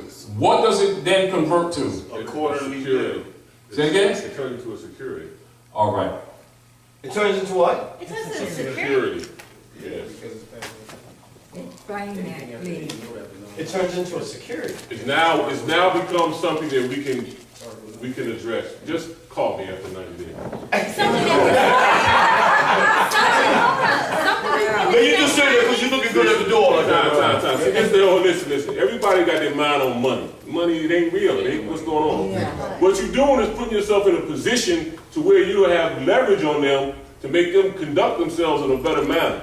After 90 days, you now have something that can be turned into a negotiable instrument that can be used Against them. to grab at their fiat. And when you go in their pocket, you get their attention. But if you start doing it every 30 days, they're going to realize that you understand what you're doing. And on day 90, when they get the third one, they're going to have a whole new attitude because now they know you're looking for somebody to come collect. Yes. 30 days, every 30 days for 90 days in call. Yes. Yes, sir. See why they make them meet that. Now, what did you answer about the peanut butter sandwich, sister? It does. It's really Adiba, does. he wants to know what you... Oh, huh? Sorry. Yeah. Oh, I'm sorry. Peanut butter sandwiches. It's on. So, real quick, how many people you think, how many judges are going to stand up after 4 or 5 people got 90 days worth of invoices against them, going to their bond company to get satisfied? How long do you think they'll be sitting there being a judge? Now you see why they don't want to give us the So bond? the only thing you need to understand is the process. Because if you do the process properly, it becomes a tool. The administrative process on any of it becomes a tool. Exactly. Yourself and yourself. Go ahead. When a brother or sister is injured, when a brother or sister is injured, and I know that, and I say to them, well, whatever the causes might be, I will write out my own loading schedule, my own default, my own co-mortal, in conjunction with whomever the party may be. It's because you're injured in the nation. You're not just talking to this here brother. You're talking to everybody in this room. So I can also act in on whatever the brother over there. Counsel. Yeah. Yeah. So it was like, so if it was like anybody got a problem, everybody's supposed to be writing it. Yeah, because counsel deals with the injuries to the people. That's what counsel is for. That's why they'll issue counsel. They'll say, you want counsel? When they say, you want counsel, they won't say, you want counsel. It's not, brother. It's not. Just real quick, I experienced that when I went to court. After going through the motion with the judge, I asked the judge to, I asked him I stopped and said, excuse me, I asked a question. The judge was like, go ahead and ask your question. I said, is this being recorded? Yes, it's being recorded. Okay. Can you state your oath of office and your bond into the record? Well, she trying like she had exorcists. I ain't got to do nothing. Who do you think you are? Okay, no problem. I understand. So, can I ask another question? While this is being recorded, I can get a copy of this proceeding, right? You can have CD, 8-track tape, I don't care what you want. You hit the right button. Okay, no problem. Record. You're in my jurisdiction. I said, okay, no problem, I beg to differ, but okay, that's what you think, okay, no problem. And she said what she had to say. Court's in recess, so I got up and left. And I came She never came back. Word, son.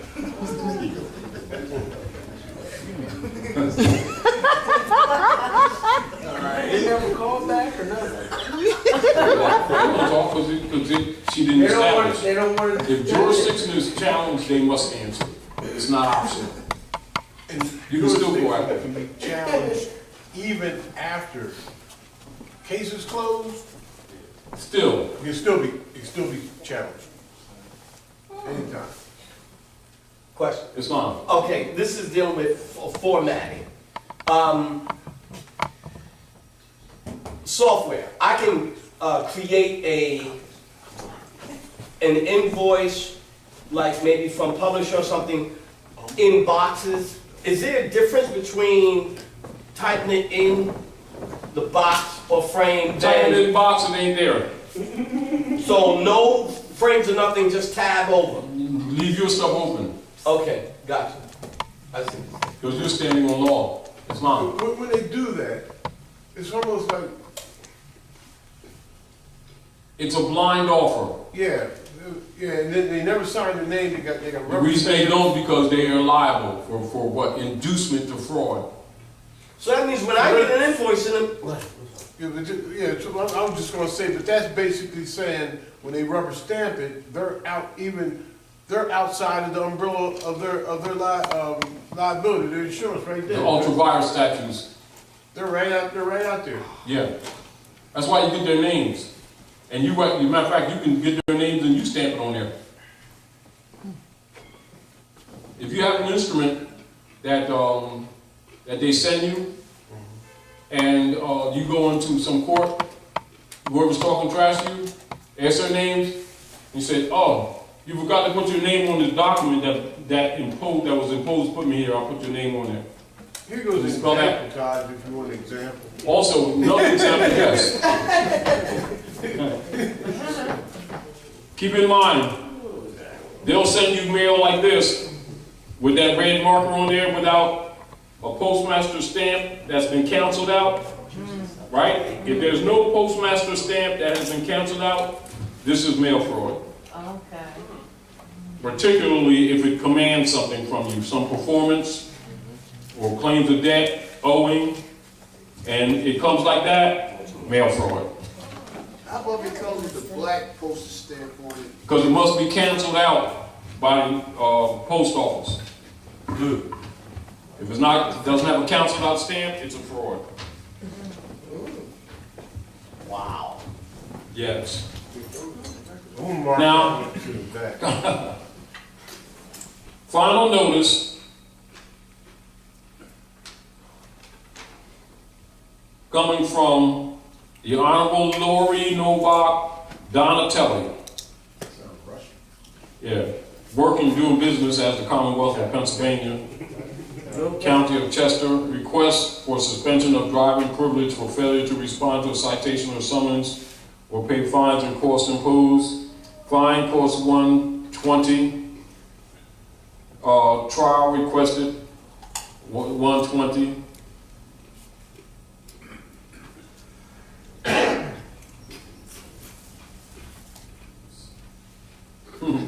Submit check or money order to the above, and This almost looks, it doesn't look exactly stamped there either. Is that a signature or is it a stamp? It's a stamp. Then instructions, May the 2nd. That's a demand for finance, isn't it? Okay. I sent the stamp, I sent the citation back, I stamped it, I basically stamped it, discharge per HCR 192, stamped it. Yeah. And then I wrote across it in red ink, no contract, refused for fraud, no dishonor to me. Yeah. And then the thing that I got from you, and then the last thing was witness. I put the officer and the badge number. There ain't no officer. Policeman. The policy enforcement. The accuser, yeah. The insurance policy. He said he was officer. You say insurance policy enforcer. Yeah. Right. But he works for an insurance company. That's why he asked you for insurance. Right. He just told you he's an agent. Now it says Commonwealth of Pennsylvania versus Michael E. Pugh Sr. And they wrote it in a small case. Now, Commonwealth of Pennsylvania can't versus your corporation, can't versus a natural person. It's number one. Number two, according to the laws of the United States, to which any franchise corporate entity must be a creature, your right of traveling on the public highways, transport your property yourself, etc., is a natural and substantial right. It cannot be regulated or permitted by the state at will, etc., writ of error. That's right back to them concerning this. Writ of error. Just that simple. Writ of error. Bam! Just aside from the other dismissal. So, writ of error, Commonwealth of Pennsylvania, corporate entity, then you look at the date when it was incorporated. Right? And then you see Michael E. Pugh Sr. here. It's written in all small cases, so it's not even constructed in a straw. So a corporate entity cannot interface with a natural being. Now, second to that, Commonwealth of Pennsylvania's corporate entity can't speak, can't injure, and you want them to show the hospital bill. What was that last statement? Record the hospital bill. The doctor's bill, whatever injury, state injury, etc. can't be done. It's like arguing with Santa Claus. And if Lori Novak Donatelli is speaking for the Commonwealth of Pennsylvania, which apparently she is, then you can ask her for quo warranto for both that corporate entity and for herself, because both must be a creature of the Constitution. Writ of error. Dismiss and then send her a bill with it. With that dismissal. Hey, can we talk about the bills for a minute? Because it ain't a bill. No. Statement of account. We talk about our compensation, our allodial compensation. Allodial compensation distinguished from a feudal. All right, y'all, listen. This is what I'm doing. We need as many people as possible to be uniform in what they're doing, so that when they get added up, the math is easier. 10 1-ounce Golden Eagle coins for every hour that you are inveigled away from for every hour of time spent away from your family, your spiritual studies, Divine spiritual studies. All right? That's what you charge me. If it takes you 5 hours to type a piece of paper up, that's 1 page long, that's what it took you. 10 1-ounce. 10 1-ounce Golden Eagle coins for every hour of time spent away from. That's real money. All right? Now say 10 for each. 10 1-ounce Golden Eagle coins It's an invoice. hour. It's in our, you see, It's in the invoice today. for each hour of time spent away from your family, divine spiritual studies.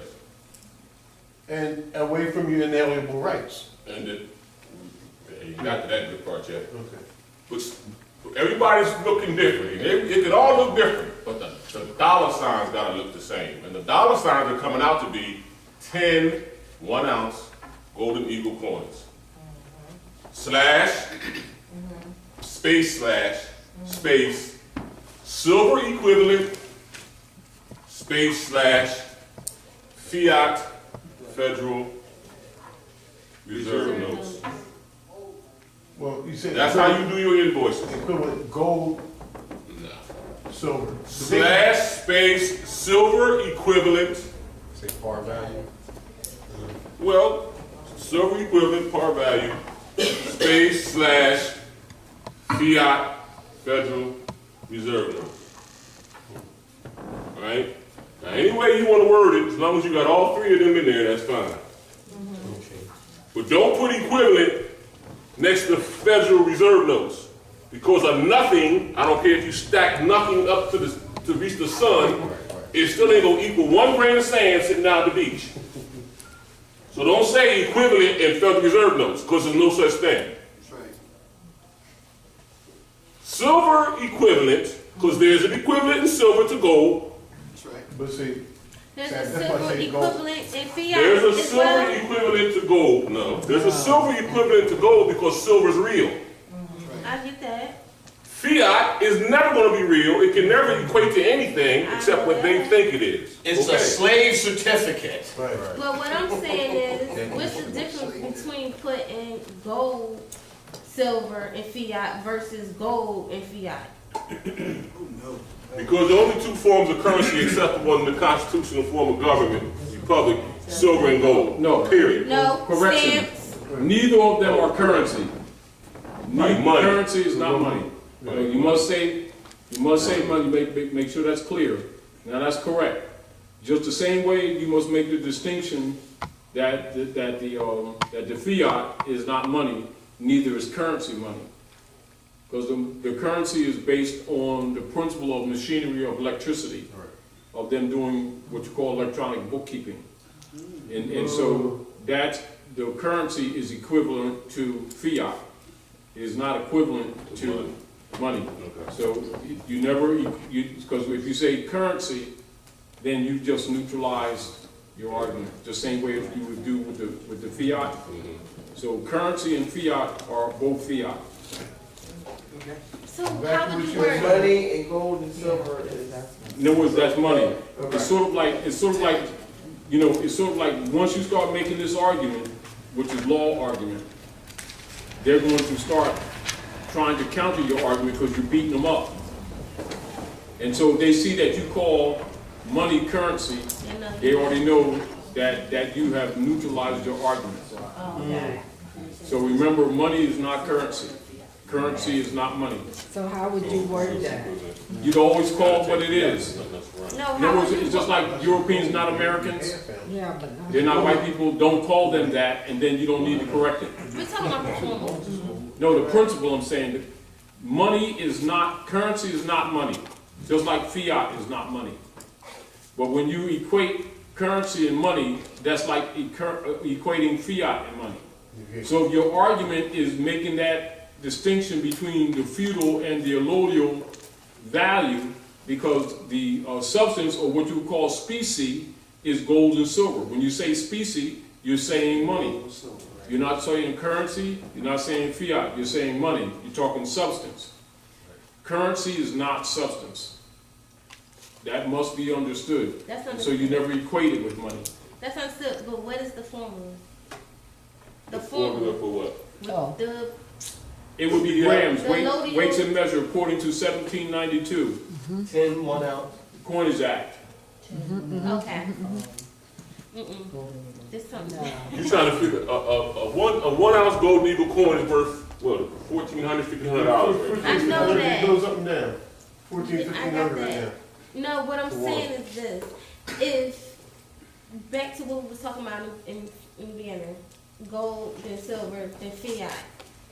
If fiat don't have a value, and I was asking you how we're gonna do silver, now what's the formula? Now that we know fiat and currency, fiat can't be. All right, okay. Listen. Let me say this to y'all right quick, right? You heard this? Right on the board. Well, listen. Fiat It's the only thing we know. Ain't nobody in here born before 1933, so nobody know nothing about no real money. Okay. All right? Agree. I got some real money right here. It's a 1 ounce piece of silver. If you ain't got no silver and no gold, you don't have no money. Agree. All right.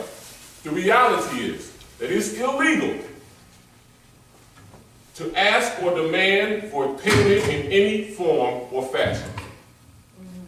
HJR 192, June 5th, 30 Public Law 7310. It's illegal. So that what Taj just read, that he just got in the mail, they demanded payment of $120, that's illegal. It's a violation of public law. But you got to know to tell them that. That's why it's mail fraud. So you got gold, no, it's mail fraud because they didn't put a stamp on it. Okay. And they didn't put a stamp on it, they didn't put a stamp on it because if they put a stamp on it and the stamp gets canceled, now the postal unit's coming out. Federal. All right, so you got gold, you got silver. These two equal. These two have an equal because they're real. It takes more of this one to equal this, but it's still real. So we can do it. Right. This right here, just like in what Ty said with currency, they can't equal this. But you can't tell them that you won't take it. So you got to include it on the list. Or else you're breaking the law. And you would say, Just if you make reference that you were willing to accept it, you would say such and such in Federal Reserve notes in lieu of lawful money as per Article 1, Section 10. Okay. You got that? You got it. Repeat that. In lieu of. So at the end of that, in lieu of. And you say in lieu of lawful United States money as per Article 1, Section 10. And therefore, in other words, you're taking that as a token, and if they give you $1 million of it, you still ain't paid. They still owe you. That's a cute pun. And one of the things, like what he was saying, because some of our activities, and everybody's not into this, but because of some of our activities that we've been doing away with some debt, that's the same argument that they have with us when they try to say, oh, you didn't pay. Oh yeah, we paid you. You know what I'm saying? Because they're trying, on the other foot, they try to tell us that we only take money. Like he go to court and they tell what the judge tell you? He only wants what? He said he only wanted a certain. Yeah, he only took cash. So he only took cash. So what he did right then is he violated the public law. You know, so it's a two-way street. You know, you just got to be standing in the right part of the stream. But now here's why I'm asking y'all to do this. All right? Because only the government can enforce foreign venue and stuff. We have to be unified in our approaches to enable the government to be able to enforce our approach. When Todd is talking about being sound in principles, it needs to be some uniformity of the principles because the principles are the same, they don't change. Now the reason I'm charging 10 1-ounce golden eagle coins is because they make 1 ounce golden eagle coins. And I want at least 10 of them for bothering me. Yeah. Paul. But that's why you say, he says just say silver. I say gold or silver equivalent, because they make a 1/2 ounce gold eagle coin. No, I don't want a 1/2 ounce. I don't care. That's what you can't tell them no. So yeah, you just say equivalent, you know what I mean? And they give you whatever they got in their pocket. They got 1/4 ounce gold eagle coins. I'll take whatever they hand out. The only thing they made when the Constitution was last in effect and our government was still alive was 1 ounce gold eagle coins. Okay, when you say government, could you clarify? 1861. What government you talking about? The United States Constitution was in full effect in 1861. Before Senate died. When you Before said Senate died. when you was like, the reason why I'm asking everybody everybody do this because That's Cynthia. we're required Cynthia. somebody enforcing it. Cynthia. Which government are you talking about? Our government or theirs? It's Synadia.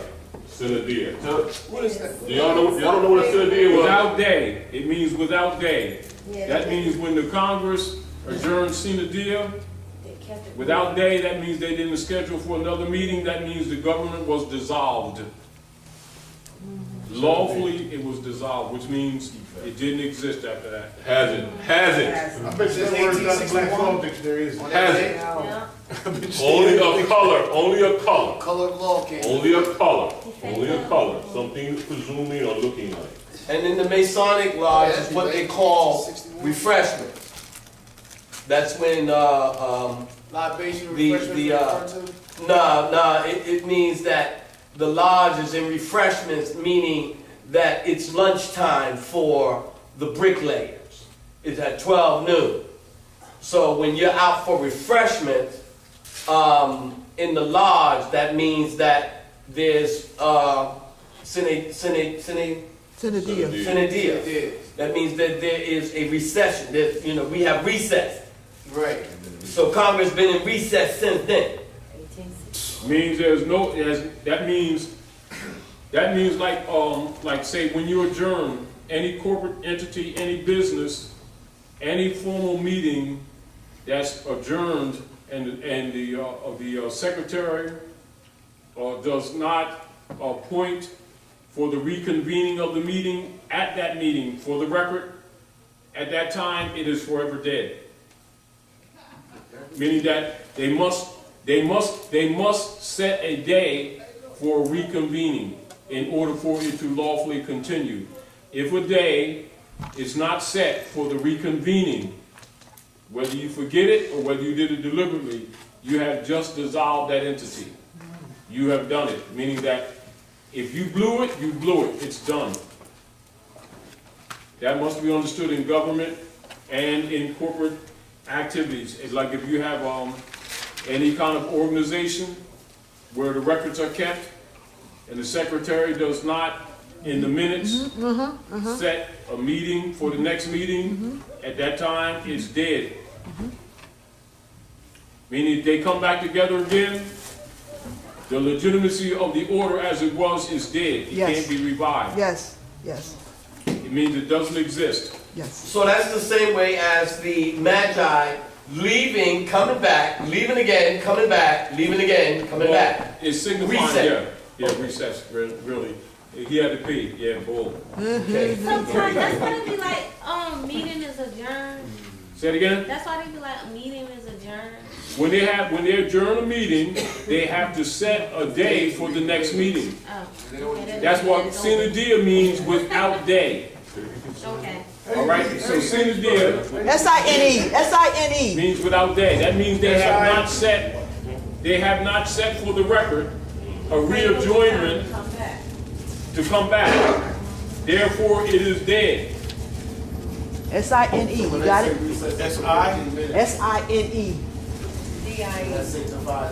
The babies to the clothes. You can't bring your children Yeah, back. they gotta reset. That's the baby. Yeah, that's why you Where my juice? I got water. Yeah, One time they closed out, they said we will adjourn at such and such a time, strike two down, we report back. Take recess. No. He doesn't do that, that's it. You're off the hook.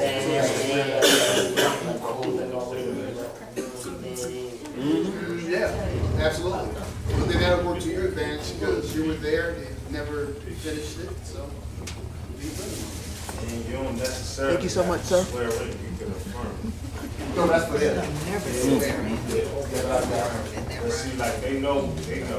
Yeah, and that's back to what the brother was asking about verification.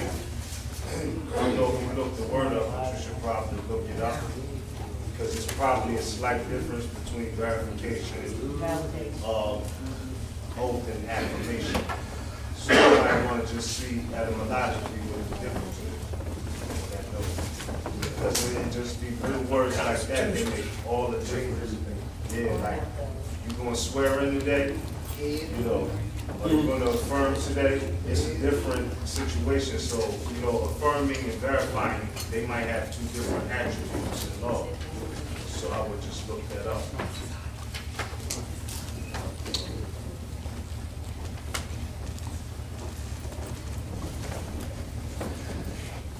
Hook me up, bro, Paul, because she just gave me some hot food. Yeah. What you want me to do, Tom? You ready? Here, leave that with them.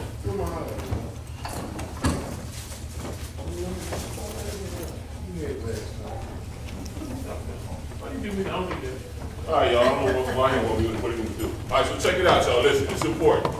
Remember when Taj says fundamentals and understanding it, overstanding it? What's going to happen is you just say you don't really see it yet, all right? But the more you get into it, you're going to start hearing Taj explaining something to you that you didn't get. Because you're putting forth the energy. If you got to knock for the door to open, you got to look in order to find it. So you got to have some sweat in the game. You got to put some equity into this mission, this journey, this evolving, this emancipation. You got to put some energy into it in order to bloom out from underneath of what they got heaped on top of. All right, you have to have a commitment for transformation, and that's only going to take place. Ask my wife when the last time she saw me watch a sports event. Whoa. When was the last time you Last time you watched a sports game? Last night. It was silent, but it was a few days ago. Now, how much sports events did I watch? How much sports events did I watch before I got into this information? A lot. Oh, well, like March Madness, I'd say see you in April. Thank you. I ain't watched one March Madness game. No, you didn't. Not one. All right. Because I have a commitment for transformation. What I'm trying to do now is change what's been heaped on top of me. That's right. All right? You gotta have a commitment for transformation. All right? What you need is sitting right in front of you. But you're not gonna get it till you start looking. And until the universe understands, oh, now you need it. You ain't gonna get it because you want it. You ain't gonna understand it because you want it. You're going to understand it when you need to because you got your energies into it and it's going to start opening up like a floodgate. But it ain't going to open up if you only show up every 2 weeks. It ain't going to open up if you just dirt tired and study about it when you get a chance. You got to have a commitment to it. Because what you don't really seem to understand is that we have, even me, now I call myself intelligent. I don't know jack. I can't cuss it. I don't know jack. But I didn't know jack until I got introduced to this. Until I found out that the American was the various copper-colored races of peoples found here by the Europeans. That's when everything flipped, all right? And I found out all the time I thought I was dysfunctional and jacked up, I really wasn't. I was fine. And my spirit was fine, trying to keep me from falling in to all the mess that was being heaped on top of me and to get me up out the hole. It's not as far away as y'all think it is. It's really close. It's just like that. And it don't make no difference what you got on a piece of paper if you don't know what the heck's on the paper. And you can't talk it, speak it, and be it. Okay? Islam. Islam. I got a lot of respect for these folks here, y'all, because these people right here have dedicated time and energy. Yes, they have. To ourselves, to our ancestors, and to their efforts to manifest what they presented for us. All right. Yes, sir. Islam. I often go, Sister Fuller, not to throw you out there. Sister Fuller works with juveniles, and lots of times I go and I speak with them, and they angry, but I let them know that you have every right to be angry. You're right where you're supposed to be because you're warriors. I said, but you know what got you in detention is your decision making and the choices that you made, your behavior, your not behavior, I would tell them that their thinking pattern. So one of the things that when you were talking about commitment, you know, I always try to get them to commit to coming in, because I let them know that this is your last chance. Whether you're on a ankle monitor or whatever, this is your last chance. Because most of them are like the last, 17 and that's it. So it just goes back to what you're saying, that transformation. And lots of times these young people think that they are dysfunctional, but they're really not, because they were born at a time when warriorship is on. You know, and I'm letting them know, no, you know, you right where you're supposed to be right now, but it's just that you just got to change the way you decide to do things. Your approach. Yeah, they got to be taught how to. A lot of times, here, what I'm finding, especially because I have so many people trying to get me to give them information that I don't think they're ready for. How I came to nationality was through the UCCs. I was chasing them UCCs. I was studying, I was in them UCCs. I went to Georgia to get in them UCCs. And them UCCs took me to nationality. So now, I'm ready to do my bonds. I'm ready to do my UCC 1 and my UCC 11, and I'm ready to do, and my spirit said,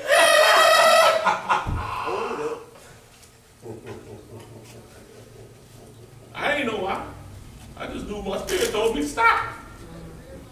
I got my bonds that I did right down there in Georgia. I got them in the folder. They're all ready to get nailed up and stamped up, and still sitting in the folder. My spirit told me to stop. He's like, get here, Taj. It's the fraud. It's the fraud. If you go in the UCCs, you accepted the fraud. Now you condoned it. You wanted it, didn't you? Okay, now you signed off on it.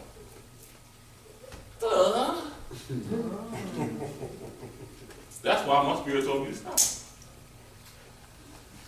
But you gotta be in it, because the spirit won't talk to you if you ain't listening.